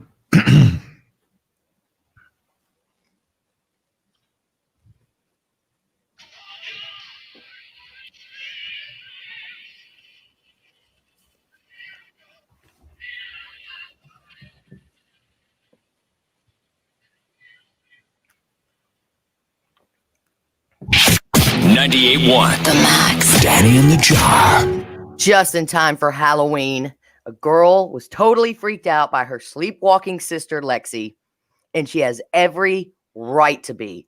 It is the spookiest looking thing.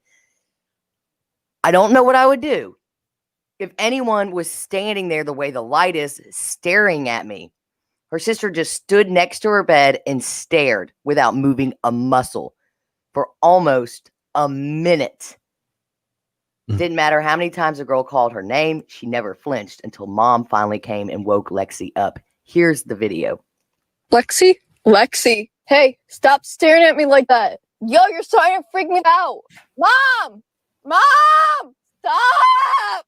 She's just standing here staring at me. It's great. Lex. There's a few F-bombs in the real one. It's about a minute long, and it is the light, I guess, because the girl starts videoing it, the light from the phone camera. It is the creepiest thing. Her eyes look so creepy, and it's even her sister, but still, she looks like she's possessed.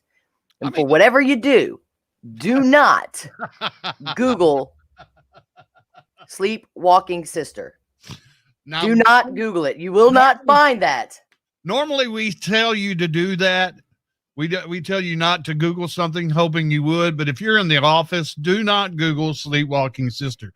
But I want to go back at how crazy she sounds, her sister, from just staring at her. Lexi? Lexi, hey, stop staring at me like that. Yo, you're starting to freak me out. Mom! Mom! Stop! She's just standing here staring at me. It's great. Lex. I mean, listen to her voice tremble. I was going Did you watch the video? I was like, no, we got busy. And then right when we started, I was like, wait, let me watch this video. But like you said, there were some F-bombs and I didn't want that going out on the air. But her sister's voice trembling and breathing. Watch it. It will scare you. I don't know how you're going to see it because you don't want to Google sleepwalking sister. Don't. Or put sleepwalking Lexi, maybe. Yeah, Lexi. Yeah, Unless something like Lexi's that. also part of that industry. We don't want you to say. You know what? You're right. Lexi could be a part of that industry that we don't need to. I mean, and it's graphic, so don't Google sleepwalking sister. Coming up, we lost more musicians in 2020, and one has gone to meet Josie on a vacation far away. That's next.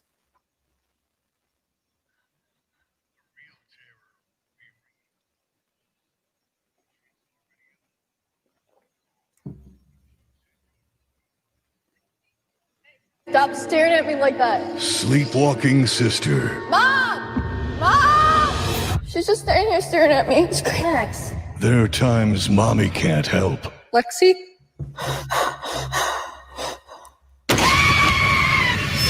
Sleepwalking sister. Starts Friday.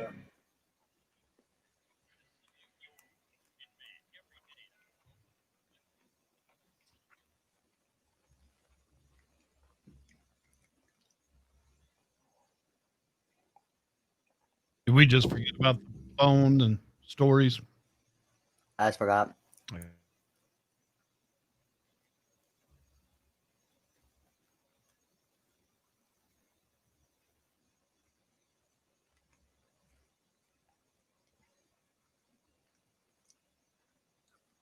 It's breakfast time with me and my dog.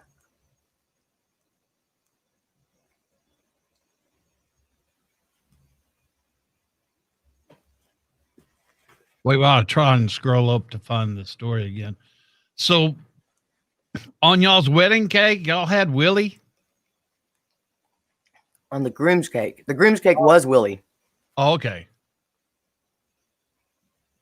I don't recall that. Oh, it's quite funny because when Carl went to go cut into it, he goes, "There's something wrong here." And the baker had put 2 eyes on it, so he took the knife and cut out one of the eyes. Nice. All I remember is going to Katie and Mark's We're all done. No more. wedding reception and the guy going, "Hey, Jarman, how's it going?" And you're 8 months pregnant. And he goes, "How's Danny?" Remember when you walked up behind me? Sober. Yeah. She's real happy about it. All right, I'll be back.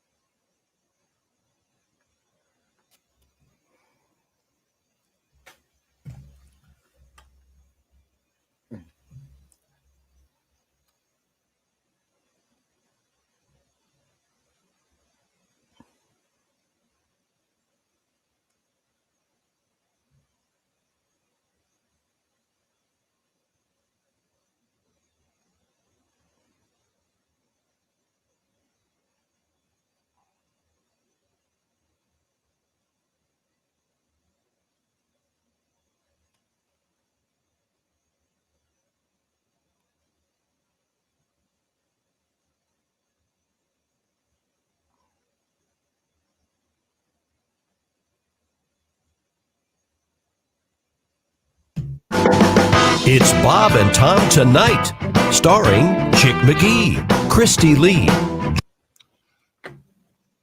I don't understand how when her mom walks in, she's fine. She grabbed her arm and woke her up. Barely. That's what I found real weird. By the way, make up your damn bed. What was up with that? Get some sheets on the bed. I wonder if they have it in the Sleepwalking Sister Google search I looked. Do they have any sheets on their beds?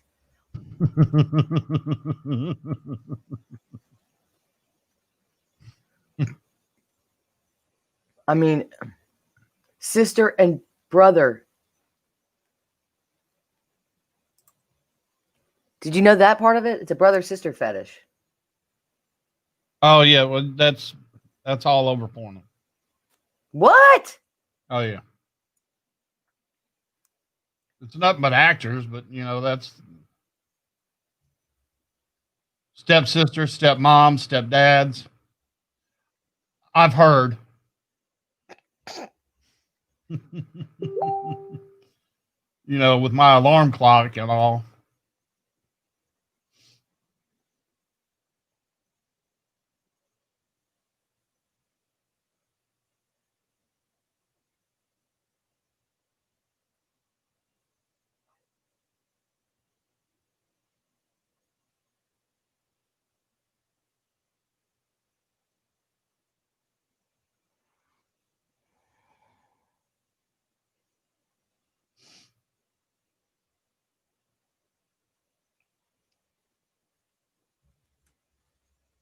It's all gone, buddy.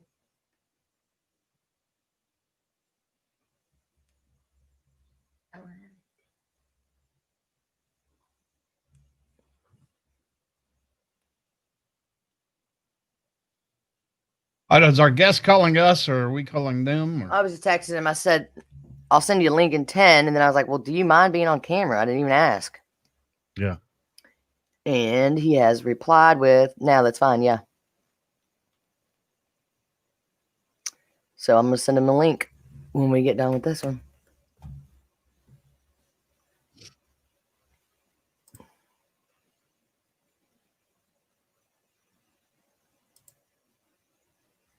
Living in a ghost. I thought we're gonna drop that, right? I was about to say that's why I asked.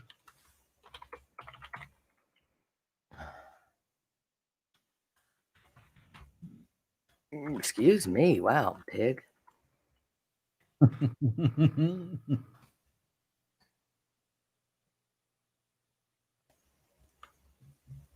Bring.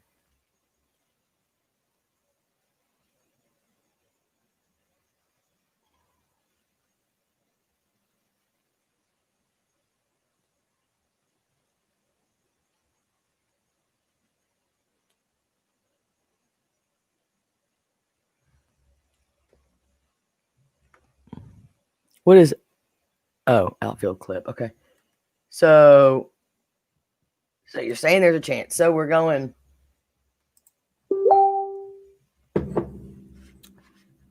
Spencer Davis died of pneumonia. He was 81. Play it. Then talk. Give me some loving and all that. Okay. And then just the outfield guy, and then our guys next. I'll tell a little story about Tony Lewis.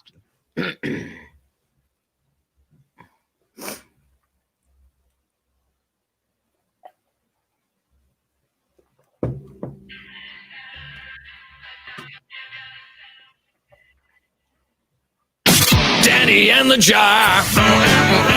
98.1 The Max. Spencer Davis of the Spencer Davis Group has died of pneumonia. He was 81 years old.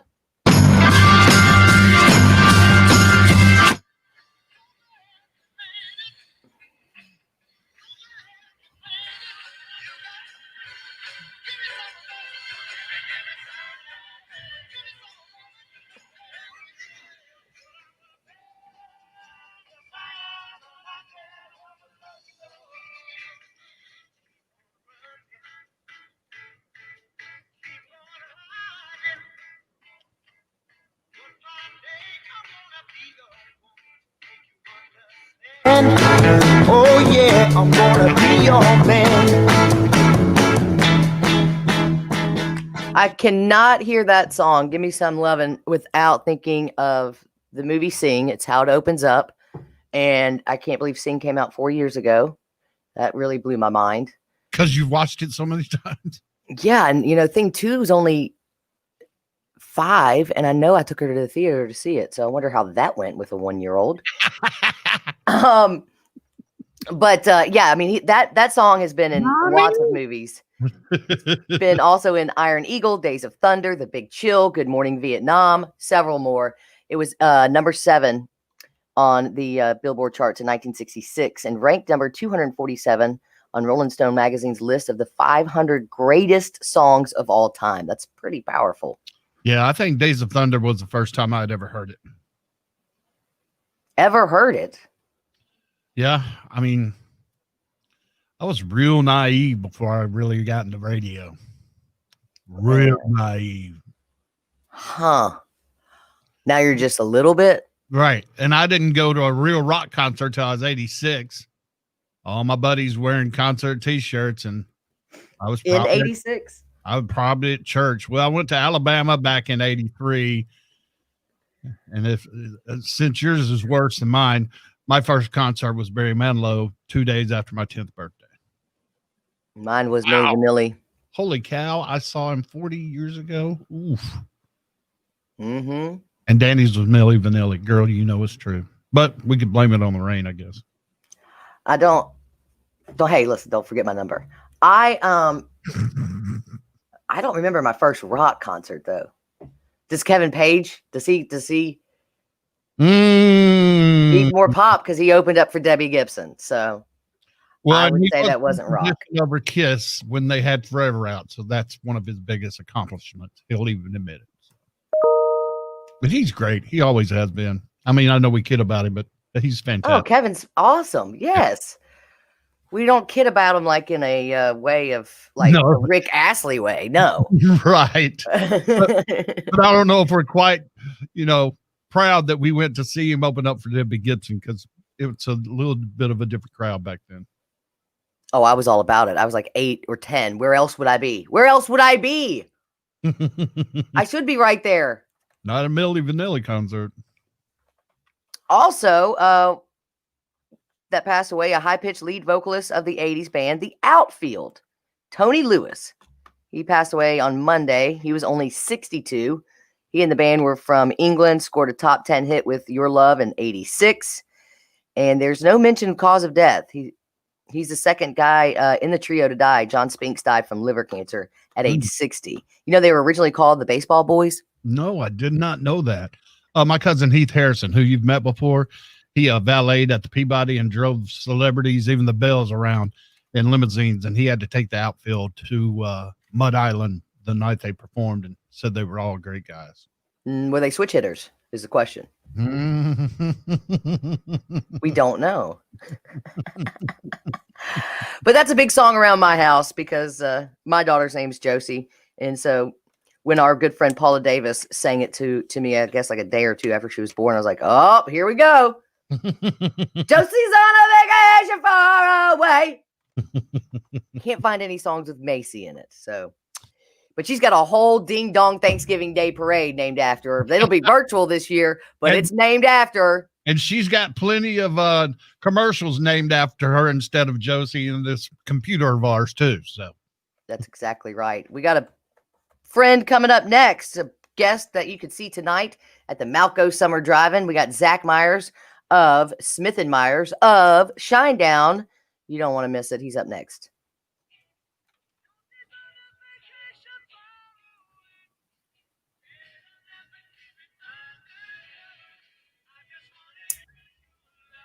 Tonight.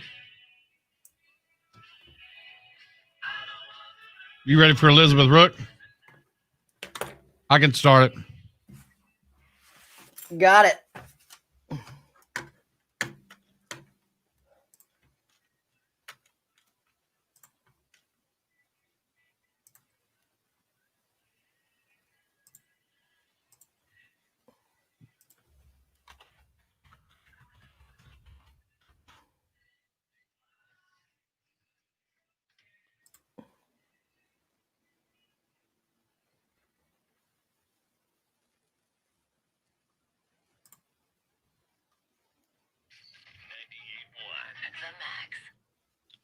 Elizabeth Rook Insurance, home of the Erie Insurance Rate Lock, is the only insurance company that will lock in your auto rates indefinitely. They're the only company whose give back program is helping customers both right now and in the future. And there are a few reasons Erie Insurance is better than other companies, which is why they score so high in all kinds of customer satisfaction. And for the 8th year in a row, ranked number 1 by J.D. Powers, and 9 out of 10 people, Danny, that switched to Erie Insurance and Elizabeth Rook never switch again.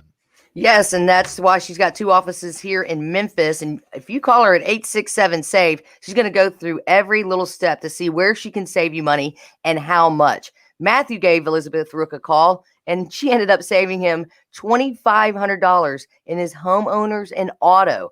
Also, Jesse in Cordova, over $700 just in auto insurance. She's going to take the time to sit down. If there's anything we know now is we need to save some money this year. And why not start with your insurance? You probably just get the bill in the mail every day, write the check, and send it off. Guess what? That check could be less if you call Elizabeth Rook. Again, that number is 867-SAVE, Elizabeth Rook Insurance.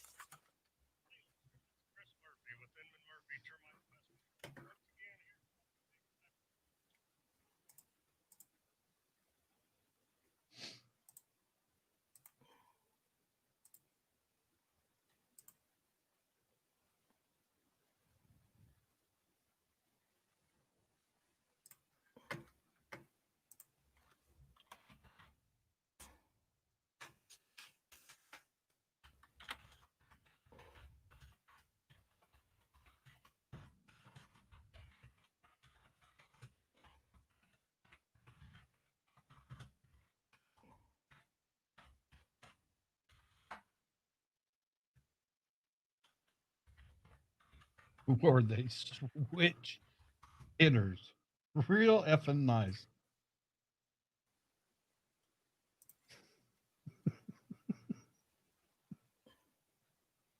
What about your Midtown Ken? What about him? No, he's not.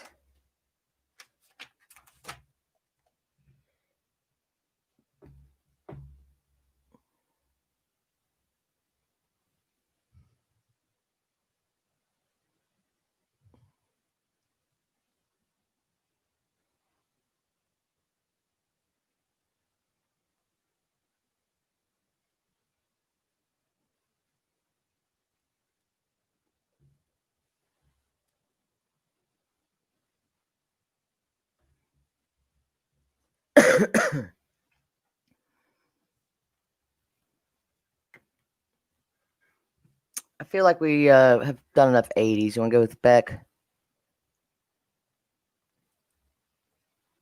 Yeah. Look who's here. Hello. What's up? You going to Jupiter? What? Would my hair look crazy? No. Are you going to we just did a story that Stevie Nicks is going to another planet if Donald gets elected. Well, there's gonna be a lot of. Here's the thing. Here's what I always think about. Not to start out on that, but I feel like every time that stuff starts, that person wins. Like anytime that I'm going to another country if so and so wins starts, like that person wins. Well, yeah, and then my whole argument was it doesn't matter to me who you're voting for, but I've learned in 42 years if I can't cash the check, my butt can't cash the check, I ain't saying it. Well, so because we went down like a list of 20 people who said they were moving in 2016, and it's like, still come here. on, they're still here, still annoying, still here. Like, just don't say, just don't say anything. Just be like, oh yeah, if you don't like, you're like, yeah, it's gonna suck if he gets elected again.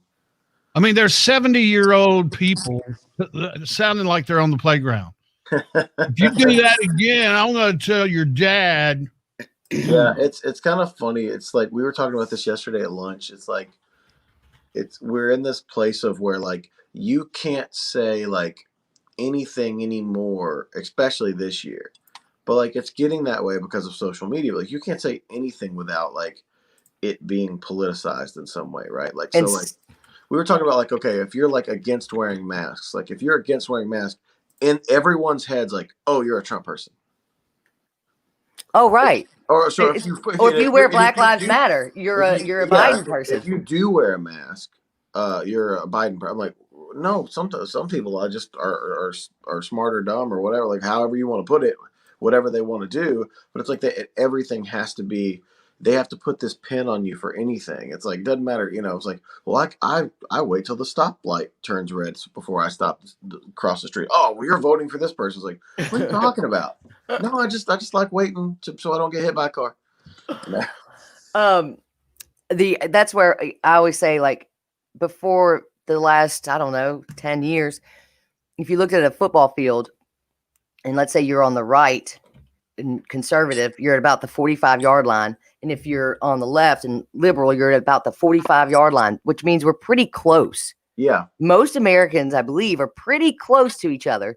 But somehow in the last few years, we've had to pick an end zone. It's this thing that I'm talking to you on right now is what it is. Honestly. I know. Me and Brent have been talking about this a lot. Hey, by the way, speaking of, you're on our Facebook and we have a Twitch and YouTube account. So Twitch, you guys are hip. Well, no, but before you started talking about some things you may not want to talk about. No, I won't. I'm not going to go down any rabbit holes. But we will go live here in about 2.5 minutes on the air. Okay, go ahead. But no, we were talking about, the fact that like when you look into your phone, right, and everything's just the worst. People are fighting, shit's on fire, and then you go outside and you're like everything's fine. Exactly you right. Kind of like put the phone down, and then it's exactly it's like right. You look, it's like this, and then you move it's like it's chaos, and you put the phone down. You're like, oh no, everything's beautiful life outside, sunny, no one's fighting in my front yard, you know. So it's like it's just crazy to see, man. I think we just got to put these things down for a minute because it's become, you know, we're talking about like, you know, Republicans, Democrats in the '80s. Like I missed that sense of like it was still decent, you know, like Well, it was actual like, policies oh, were this being person's this discussed. person's this. Okay. Yeah, it's not about the candidate anymore. That's what I'm saying. Like at this point, you just vote for policy and you just hang your head and walk out. No, exactly. Hey, Jar, do we think I feel like we're having somewhat of a bad connection, Zach. You were great. Now you're going in and out right before we go on the air. Do we? Hold on. It should be good. Can you hear me now? I got quiet, so that might have been it. Okay. I feel like it You have freezes me? sometimes. Yeah, we got you. Yeah, we got you, but it's freezing a little. Okay, sorry. Yeah, I was just being quiet, I think. So did you buy That's a that first. shirt before or after the cranberry juice story? Your shirt. Me? No, Oh, Zach. this? Oh, I've had this for a long time. Gotcha. My shirt. I've had this shirt forever. You know, there was that video of that homeless guy drinking cranberry juice and singing to Dreams. Oh, yeah. It's the best. It's the best because I like in a world that's chaotic. The fact that the biggest video on the internet is a guy skateboarding down the street drinking cranberry juice, listening to Fleetwood Mac is like the greatest thing of all time. Bringing a song that's 43-year-old and put it back in the charts. All right, here we go. Danny in the Jar on 98.1 The Max. We've got our good friend Zach Myers on with us from Smith & Myers from Shinedown, and they are playing tonight at the Malco Summer Drive-In, which is going to be an awesome show. Number one, well, it's because it's Smith & Myers, but number two, it's the first live show we've had in how long? Holy geez. Zach, welcome to March, the I show. think. Yeah, it's been, and welcome home. How long has it been since you've been home? Hey, thanks. About 48 hours, and I would like you to know that only for you guys would I be in my own house in Tennessee with no kids in my house and get up at 9 o'clock in the morning. When I texted him, I texted him last night and says 9:30, cool, and he writes back AM ? I was like, oh yeah, I got a rock star. I need to remember who I'm talking to. Well, I have kids, Yes. so I'm used to getting up early with the kids, you know. But it's like so we just bought a vacation home in Wisconsin, where my wife's from, in the same town that my wife grew up, like 5 houses down from her parents. So they're still up there, and I'm home right now with no kids in my own bed. And I was like, all right, I'll get up at 9:30 for them. That's it, though. I'm not getting up for anybody else. Now you're not up in Wisconsin anywhere near John Cooper with Skillet, are you? I'm about an hour and a half from them. Yeah, not too Yeah. far. Yeah, we're like straight up 43 on Lake Michigan. So like we're about 40 minutes north of Milwaukee. It's like a very, very small town. Do you ever talk with John, being from here and Yeah, being talk to John all the musicians? time. Yeah, And we, I know- we tour together a lot. You know, Right, so we yeah. always talk to those guys. I love the Skillet people. So it's really nice. I've never seen them up there. Like we've never like hung out while we were up there. But yeah, they live in this like super old like Victorian house, like in the middle, like somewhere like out in like between like Chicago and Milwaukee. It's really cool, actually. Well, it's funny just to see you guys, grow up and have kids, and we all know you from being kids. I went to high school with John, and we know you from just Mulligan's days, and then you get all tatted up, and it's like I'm a rock star, and then now it's like I'm all tatted up, and I'm a dad. That's basically the thing. Is like that's what I tell people. They're like, "Oh, you get to be this all the time." I'm like, "No, I don't." I'm like, "I get to be a dad all the time." And then like when you guys go do radio, you're the personality. It's like I get to turn Rockstar on for 2 hours a day. But other than that, like, right before I walk into a meet and greet, I'm FaceTime and be like, "Stop pulling your brother's hair."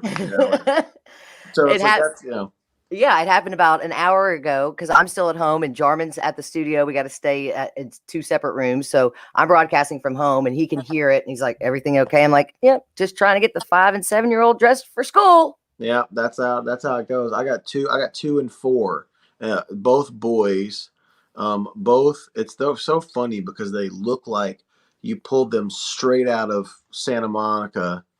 Just little surf boys. They have like both have the exact same length, long blonde hair, and we call them Tom and Huck. Like we live on like 4 or 5 acres in Eads. So like they live outside. Like my kids, like, we don't live on like a road or anything. So my kids can play outside. I ain't got to worry about, nobody.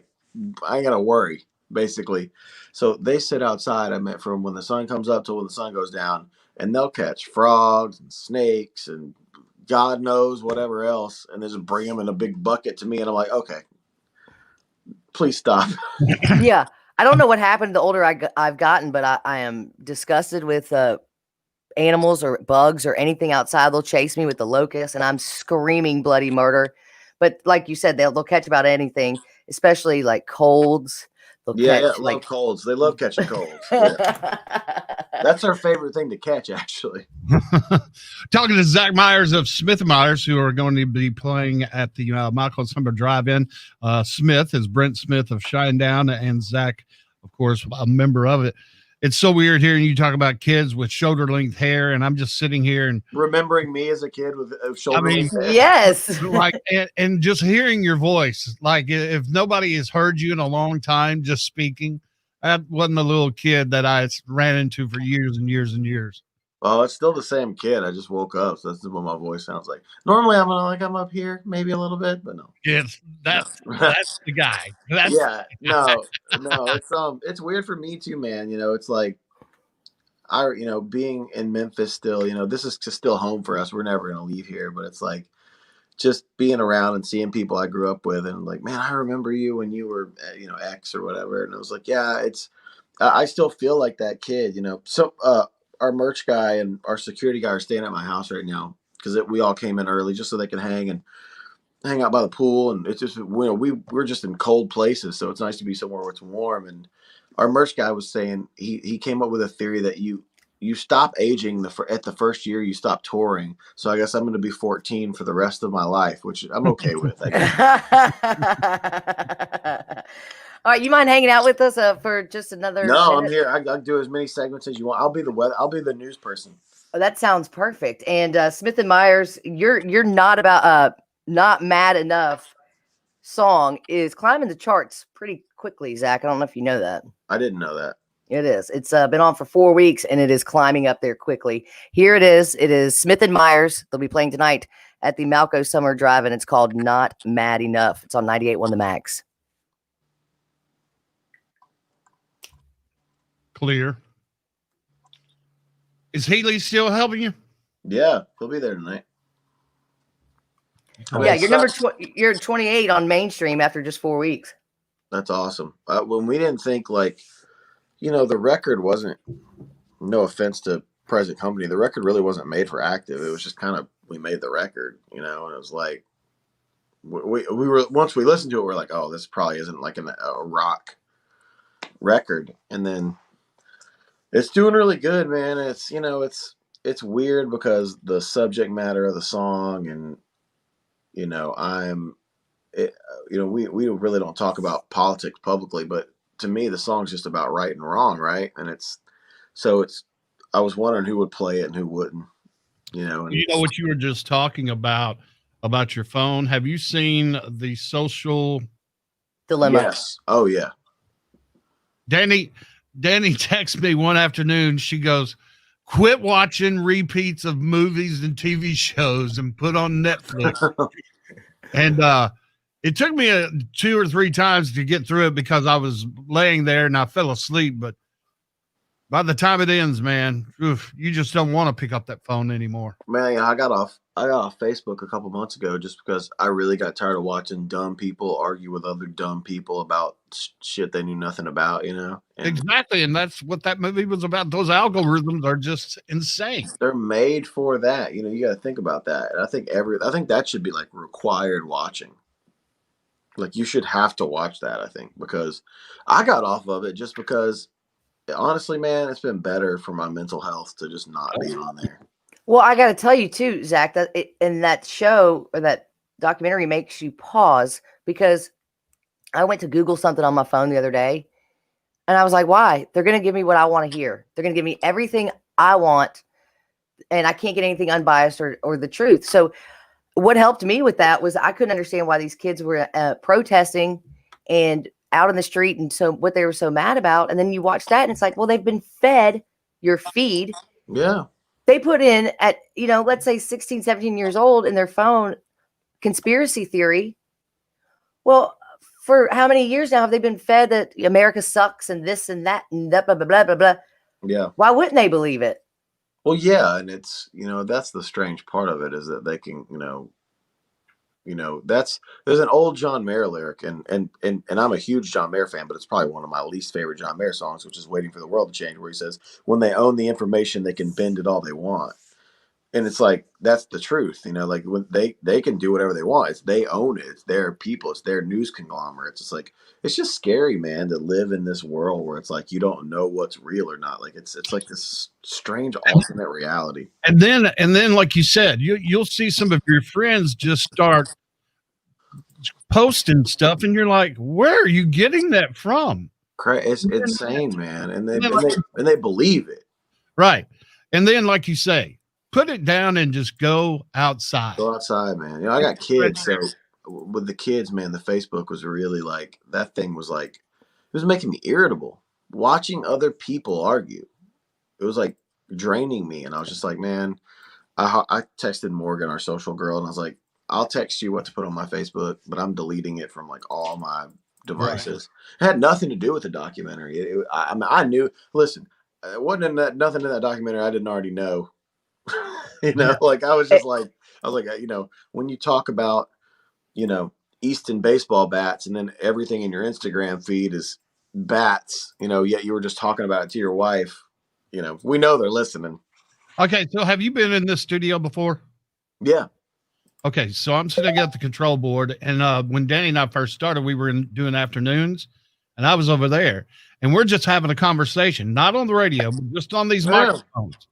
And all of a sudden, it was some kind of shoes, or I was looking up something, and all of a sudden, it just started popping up, and I was like, yeah, man, that's how it happens all the time. Me and my wife will just jokingly talk about like orange juice brands, and then like look at our like ads and like see what pops up. It's insane. There's a great documentary called Citizen 4, if you've never watched it, about Edward Snowden, that like that show'll trip you out, man. It'll make you be like, what the fuck? Like, I'm like never using a computer or a phone again. Citizen what? Citizen 4, I believe it's called. Good, because I was wondering whatever happened with that guy. Where is he right now? I think he's in China or Russia. I'm not sure. And he, that guy is, people can shit on that dude all they want, man. Like, I'm shocked he's still alive. Right. Yeah, Citizen 4 is the name of it. Right. Yeah, I'm looking at it now.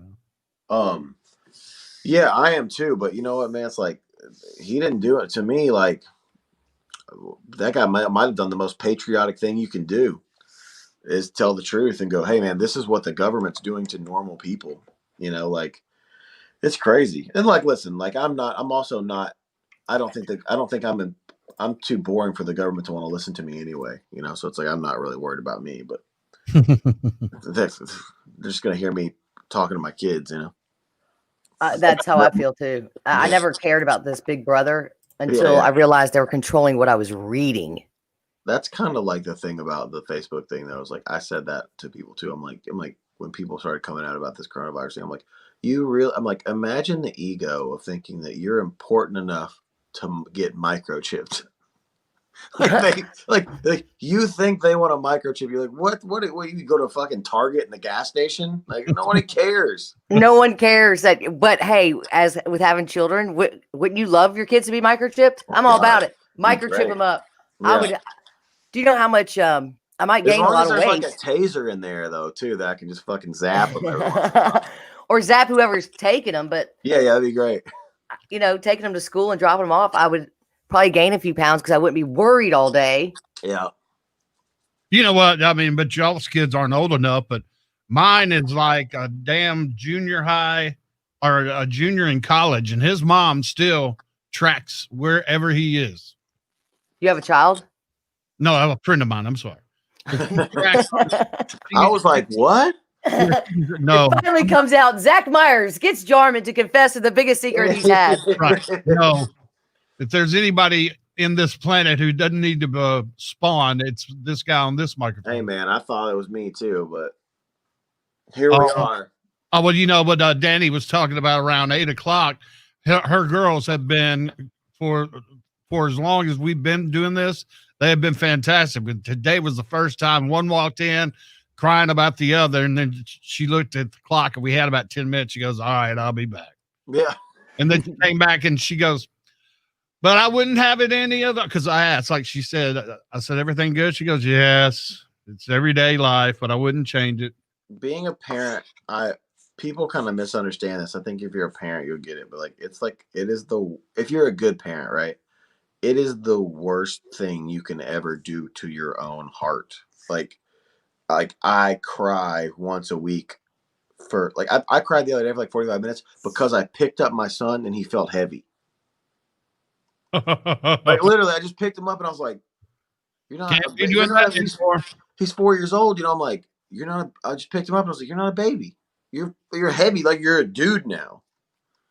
And I was just like, you get bummed out, and you're just like, it's being a good parent is like hard on you, man. It's like it just breaks your heart every single day for good reasons. But oh yeah, mine just turned 8, and she was like, all day I was going, next year it'll be halfway over, and she's like, what'll be halfway over? I was like, you'll be moving out, and she's like, I have to move out, and I was like, never mind, never mind. But hey, real quick, Danny, look at the screen. Are we going after this? I would go after Queen. Oh, okay. And then we're good to the top of the hour. My sister-in-law, his aunt, got married. And then before that, somebody else had gotten married. And both of them, once they got married, they had moved out of their parents' house and they got apartments. So one day I told my son, I was like, I go, hey, man, I said, well, you're going to get married one day. I said, and that'll be really good for you. I said, I'll be happy for you. I said, I'll be sad. I said, because you're my baby. I said, but you'll be getting married. And he goes, does that mean I have to move out and get an apartment? And I was like, he thinks like if you get married, you live in an apartment, I think. I was like, no, man, like you don't have to get an apartment. Like you're good. But like he's like is the kid that he's the most like cuddly kid of all time.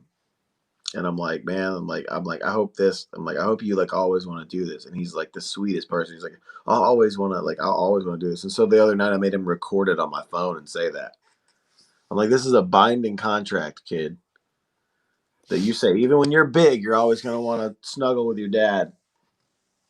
Have you seen the things that people are taking pictures of their kids having, just what do you call it? Temper tantrums, and it's over the stupidest things. Why'd you freeze up again? Did you open up something, Jar? I'm gonna close everything. No, but you're right. I did try to get a individual by the name of Rod Bland to spill some juice if he could, but he said he wasn't sharing no he wasn't sharing no Bridgestone Jones info.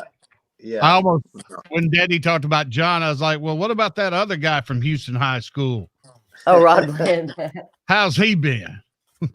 He texted me the other day. I guess we're up for Not Mad Enough was up for Grammy consideration, which I didn't even know.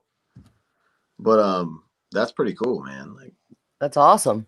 That would be the weird serendipity, right? Is it like after Sound of Madness, nothing. After Attention, nothing. And we watch us win a Grammy for our side project. Just me and my singer.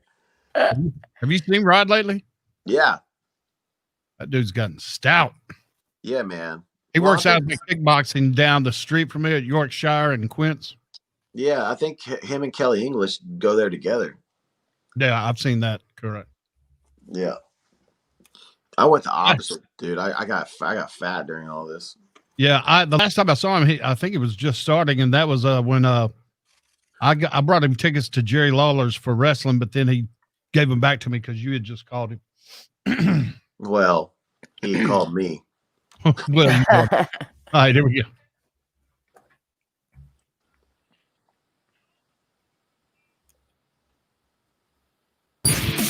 It's Danny in the Jar, 98.1. The Max. And we've got our good friend Zach Myers with Smith and Myers playing tonight at the Malco Summer Drive-In. Looking forward to the show as their song "Not Mad Enough" just climbs up the charts. It's excellent. I will say that you guys nailed it. It's a different sound from Shinedown, but it's still relevant. Did you say that, Zach? Yeah, I mean, it's a social issue, that what the song's about. So I think that it is a different sound. I think the reason that these songs worked for what we do is because, none of these songs would have been Shinedown songs otherwise. So when we went in to write, it was making sure our first EP was covers. It was kind of just a thing between the radio station and the label where Brent and I would go in and record 10 covers that fans picked. And that was it. And we didn't think anything else. We didn't even promote the album when it came out. We were like, hey, the album's out. It's 10 covers. Go listen to it.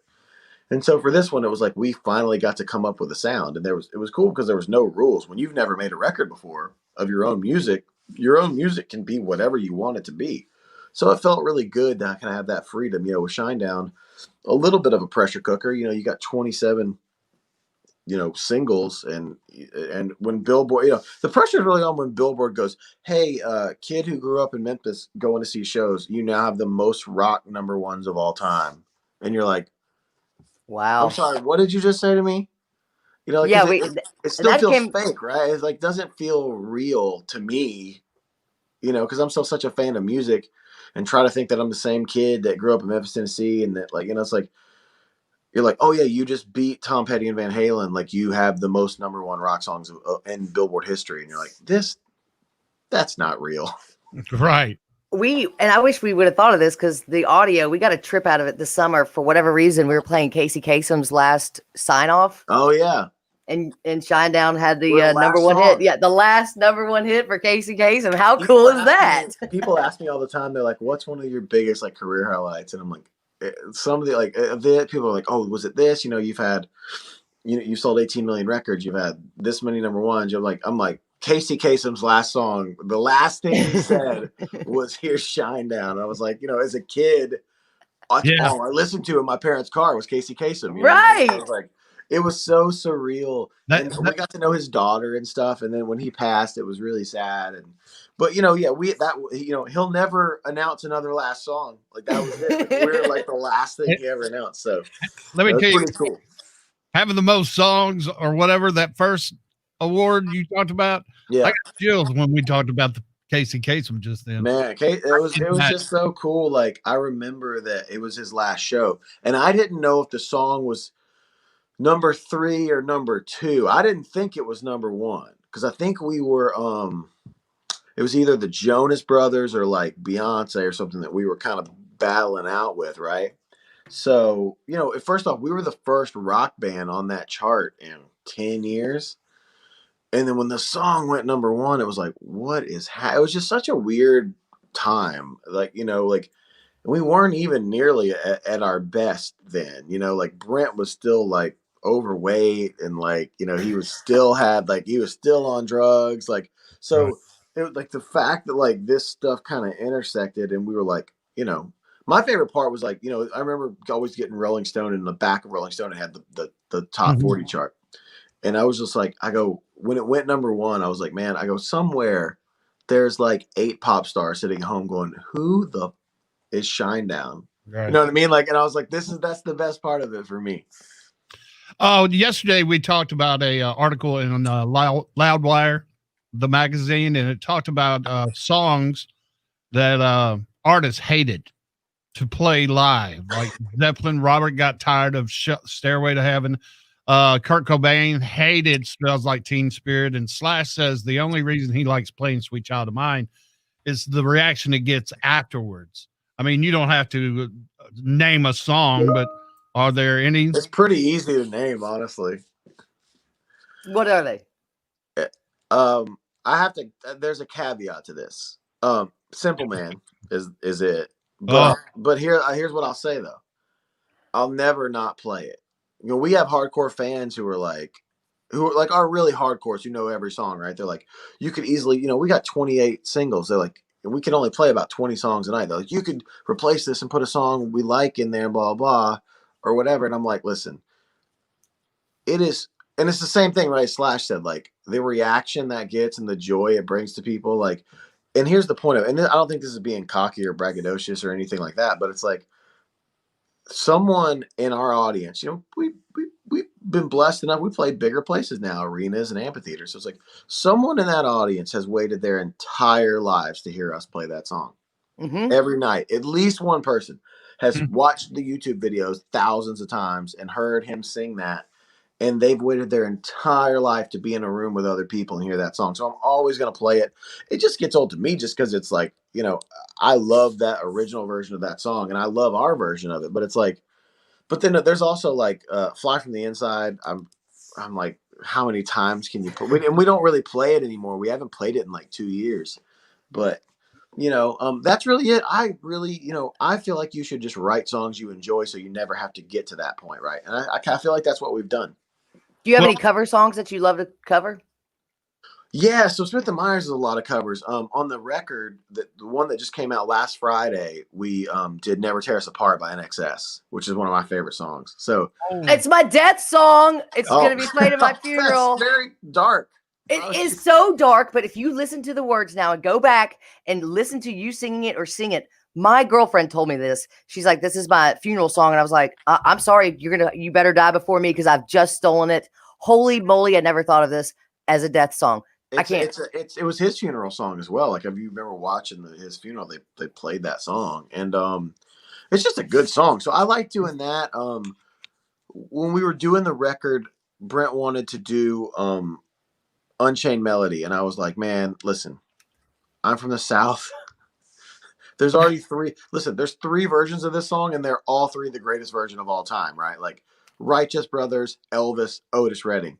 We're not adding anything to this. Right. And we did it, and the video will come out probably in a couple weeks. And I didn't even know I did. The first time I watched the video, I didn't even notice it. And the second time I watched it, at the end of it, the guy filming left the camera on, and I look at the producer because we were playing it live in the room, and I said, I don't want to with anything that just happened. Like at the end of the video, like it's an actual like outtake of me going like, because he just said, like, I had nothing to do with it. I'm just playing the 4 chords that are in the song. There's something special about how he sang it, man. And it's like, it's hair raising how he did it. And I was really shocked. And I was kind of against it just because I'm like, what do you know, all the other covers we did, I'm like, we could probably make one of the coolest covers of this. You know what I mean? And like with that, it's like, you ain't making the coolest cover of this song. It's already out there. Well, that's awesome. So can we expect to hear any covers or Simple Man tonight?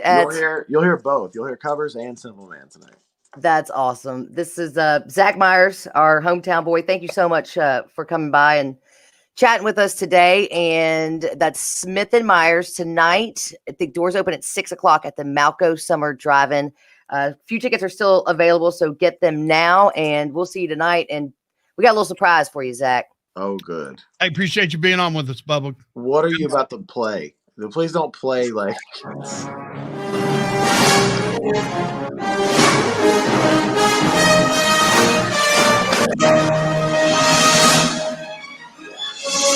Something that apparently your buddy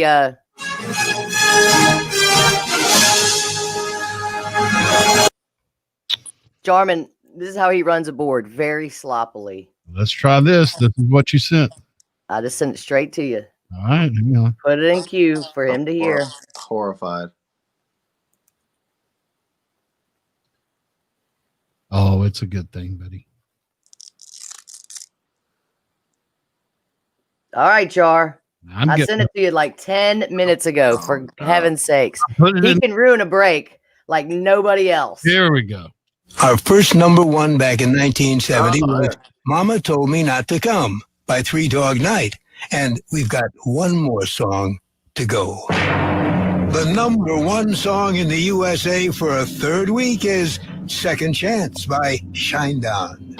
There it is, the number one song in the USA on American Top 20 for a third week, Second Chance by Shinedown. I'd like to share with you something I've learned over the years. Success doesn't happen in a vacuum. You're only as good as the people you work with and the people you work for. I've been lucky. I've worked for and with the very best. I'm Casey Kasem. Now, one more time, the words I've ended my show with since 1970. Keep your feet on the ground and keep reaching for the stars. That legit makes me cry.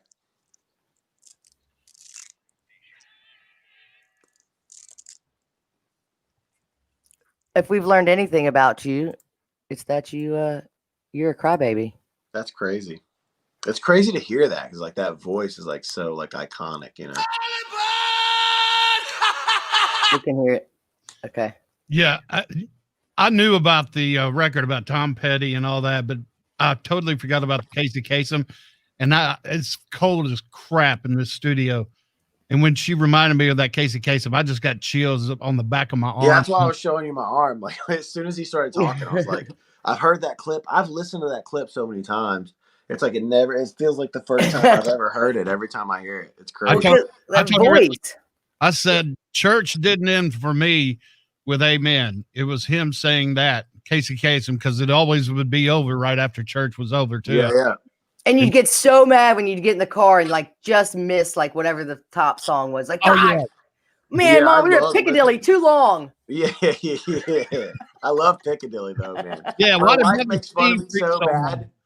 I still love Piccadilly, and my wife's like, that place is just a bunch. It's like old people. It smells weird. I'm like, I don't care. Like, I love it. The closest one to us is in Germantown, and like, I'll go there sometime. I love it. Right there on Exeter. I know. Growing up, and that's where all the cops went too. Is it still open? Oh yeah. I went to the one, and now there's in Cordova. There's a thing called Piccadilly to go, and it's literally like a little small. Like you walk in, they got the same menu line. You just walk in and get it to go. So wow. So that's like a buffet. I mean, yeah. Open? I don't know if they're open now, especially like their clientele's the most they're the most they're most susceptible to getting this thing. So it's Jarman just had it 2 weeks ago. Did you have it? Yeah, I didn't have it that bad. Mine was more stomach issue, but I only had a fever for like 24 hours. But my brother was the same way. My brother was one of the first 10 cases in Tennessee. Wow. And he's an attorney. He's a public defender. So he was over at my house the night before, which scared me a little later. But he was like, I know I'm going to get it. He's like, I'm literally in jail every day talking to clients. He's like, I'm 100% going to get this thing. And then next thing you know, he's like, yeah, he's like, I got it. And this is the next day. My wife like Lysol the entire house. Like, because we didn't know anything about it back then. This is in March, Yeah. So it was like, we knew nothing, so it was like, I actually think he might've gotten it in February. And, it was like, we didn't know anything. So it was like, we didn't, we were cleaning our groceries in the driveway, before they start walking back all these things like, oh, it doesn't spread on surfaces. It doesn't do, whatever. So it's like, and then 3 weeks later, yes, it does. Yes, it does. Yeah. Here's the thing. I understand how frustrating it is for normal people. And here's the thing. I also go like, I can't imagine being a scientist, like working your entire life to be a scientist. And you're like in a lab for like the last 7 months and you go, yeah, now it's changing into this. And then somebody goes, oh, stupid fucking scientist. You know what I mean? You're like, hey man, I've done this my whole life. But what they should have done, right, is like what they should have done from day one is come out and go, hey, we have no fucking idea what this thing is. Exactly right. I agree with you. If you would have gone at the beginning. Wear a mask if you can. Try to like not cough or sneeze on anyone. Try to stay like, and we'll let you know as we know. And they came out and they were like, it does this, it does this, it does this. And then the notoriety goes down because you got to backstep everything you said. You got to go, okay, it doesn't spread on surfaces. Okay. It isn't, airborne by this percentage or whatever. So it's like, come on, man, just come out and be like, hey, this is a new thing. People have died from it. We don't know what it is. Like, let's just be safe for a minute, you know? No, I agree. I think that would have been a much better approach. Also, if you're very healthy, you keep the economy going, and if you're not, stay at home. And it's home of the free and the brave, and we did not practice either one of those. No, and that's who you pin that on is kind of up to anybody interpretation, I guess. But it's and I don't know that I even pinned on anybody, except like it just didn't feel very American the last 6 months. Like we're supposed to be the ones out there, boys go to war and girls play baseball. Yeah. Because there's no baseball. Madonna and Rosie O'Donnell did. Yeah, it's the thing. Yeah. The thing is that like, again, it's this things that we were on. I did an interview the other day where I told somebody, I was like, if we were all still on Nokia brick phones, never been a mask mandate.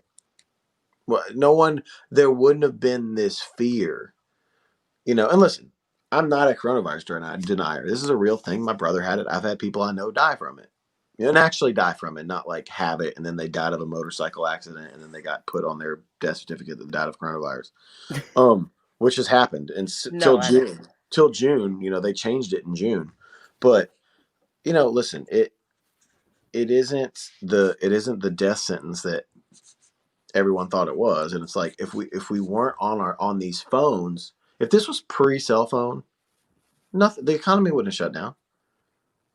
Period. No, I agree. You can look at it in the just about every decade has had something to this effect.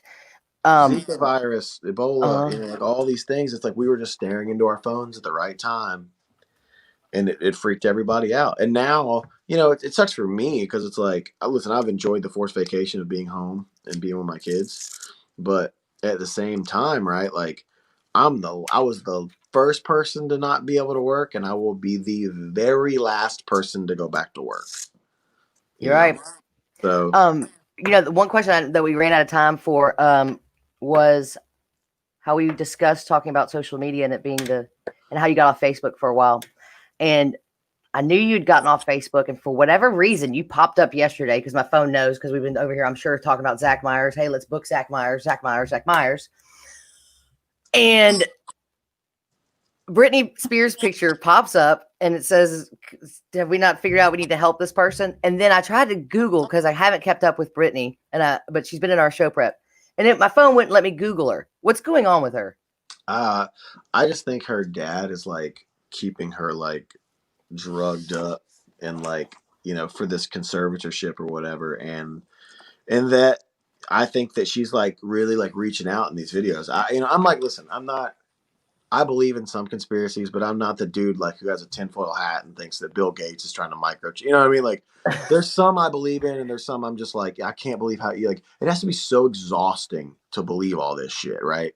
So, I think with her, man, I truly think she's like trying to like signal people in these videos. Like, if you just look at her Instagram, like it's just like it is sketchy, man. Like she's like out of it. I mean, what was it? Just 2 days ago, she was in that snakeskin bikini video. Who knows? She's got like a bandage on her wrist right now. Oh, I mean, and her eyes are just. Oh, she's spun out, man. Like that. I mean, we've all been around Memphis musicians long enough to know what pills look like in someone's eyes. You know what I mean? So it's like, we can look tell right now.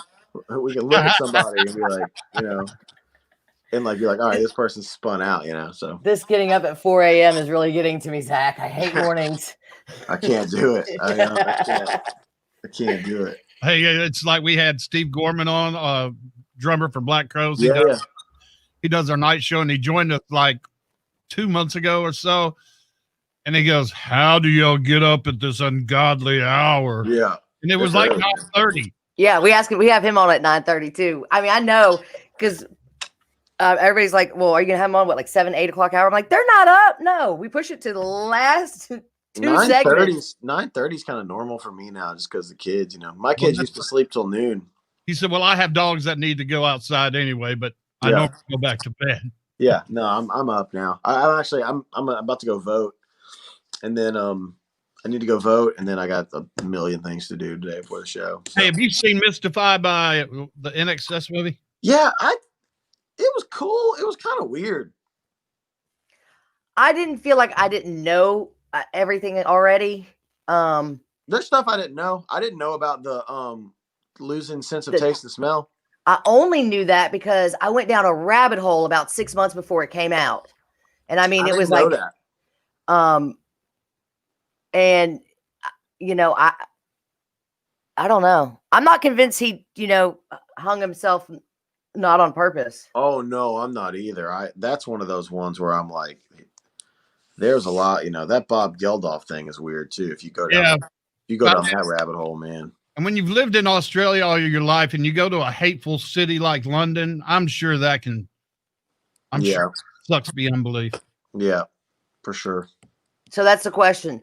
Would you want people to know that you committed suicide on purpose or not? Just kidding. I would want people to figure out the truth. If I did. Well, it's just embarrassing either way, I think. Yeah. I mean, I don't know. Like, listen. Was it with a scarf around a doorknob? Belt, right? Yeah. No, have you seen Fall of the Cabal? Oh, no, I haven't seen that yet, but I've heard about it. I think it's like you said, there's a lot of conspiracy theories that are just way out there. But I always say, no matter what you watch, if you take 85% of it out and say it's not true, that still leaves 15% of some effed up stuff going on. For sure, man. That's kind of like with anything now, though. I feel like. All right, I'll leave you this last thought. I always say, if we could record ourselves now and play it back 8 months ago, we would be like, what is wrong with us? What drugs are we on? Because we all sound like a bunch of conspiracy theorists now than we didn't in February. Because nobody knows what to believe. Yeah. That's kind of the thing, though, is like, you figure it out after the fact, and then it's we live in this age of like, oh, I knew that the whole time, or like, if I could go back and like, I was thinking about this earlier. I was telling our again, I told you our merch guy and our security guy I'd been staying with, but we were walking in somewhere. So I go, when you're sick, I go, like, you have a cough or you have a cold, you don't feel good, and like, there's that moment in time for me anyway, where it's like you don't remember what it was like to feel good. You feel like you've been sick for like ever, right? And I was like, I feel like this is starting to happen with like, I don't remember what people wearing masks was like. It's like, oh, almost like forgetting like what it was like, which I don't know. Maybe that's the point. We'll see. But yeah, it's made me realize how much I hate going to a little gathering and small talking. I'd rather not. Yeah, I just don't. I think at some point, Dan, you just got to say, I'm not going. I've learned it. Yes, Zach. That's the one thing I've learned through these last 6 months. I can say no. Yeah, I don't. I just learned if I don't have anything to say, I'm just not.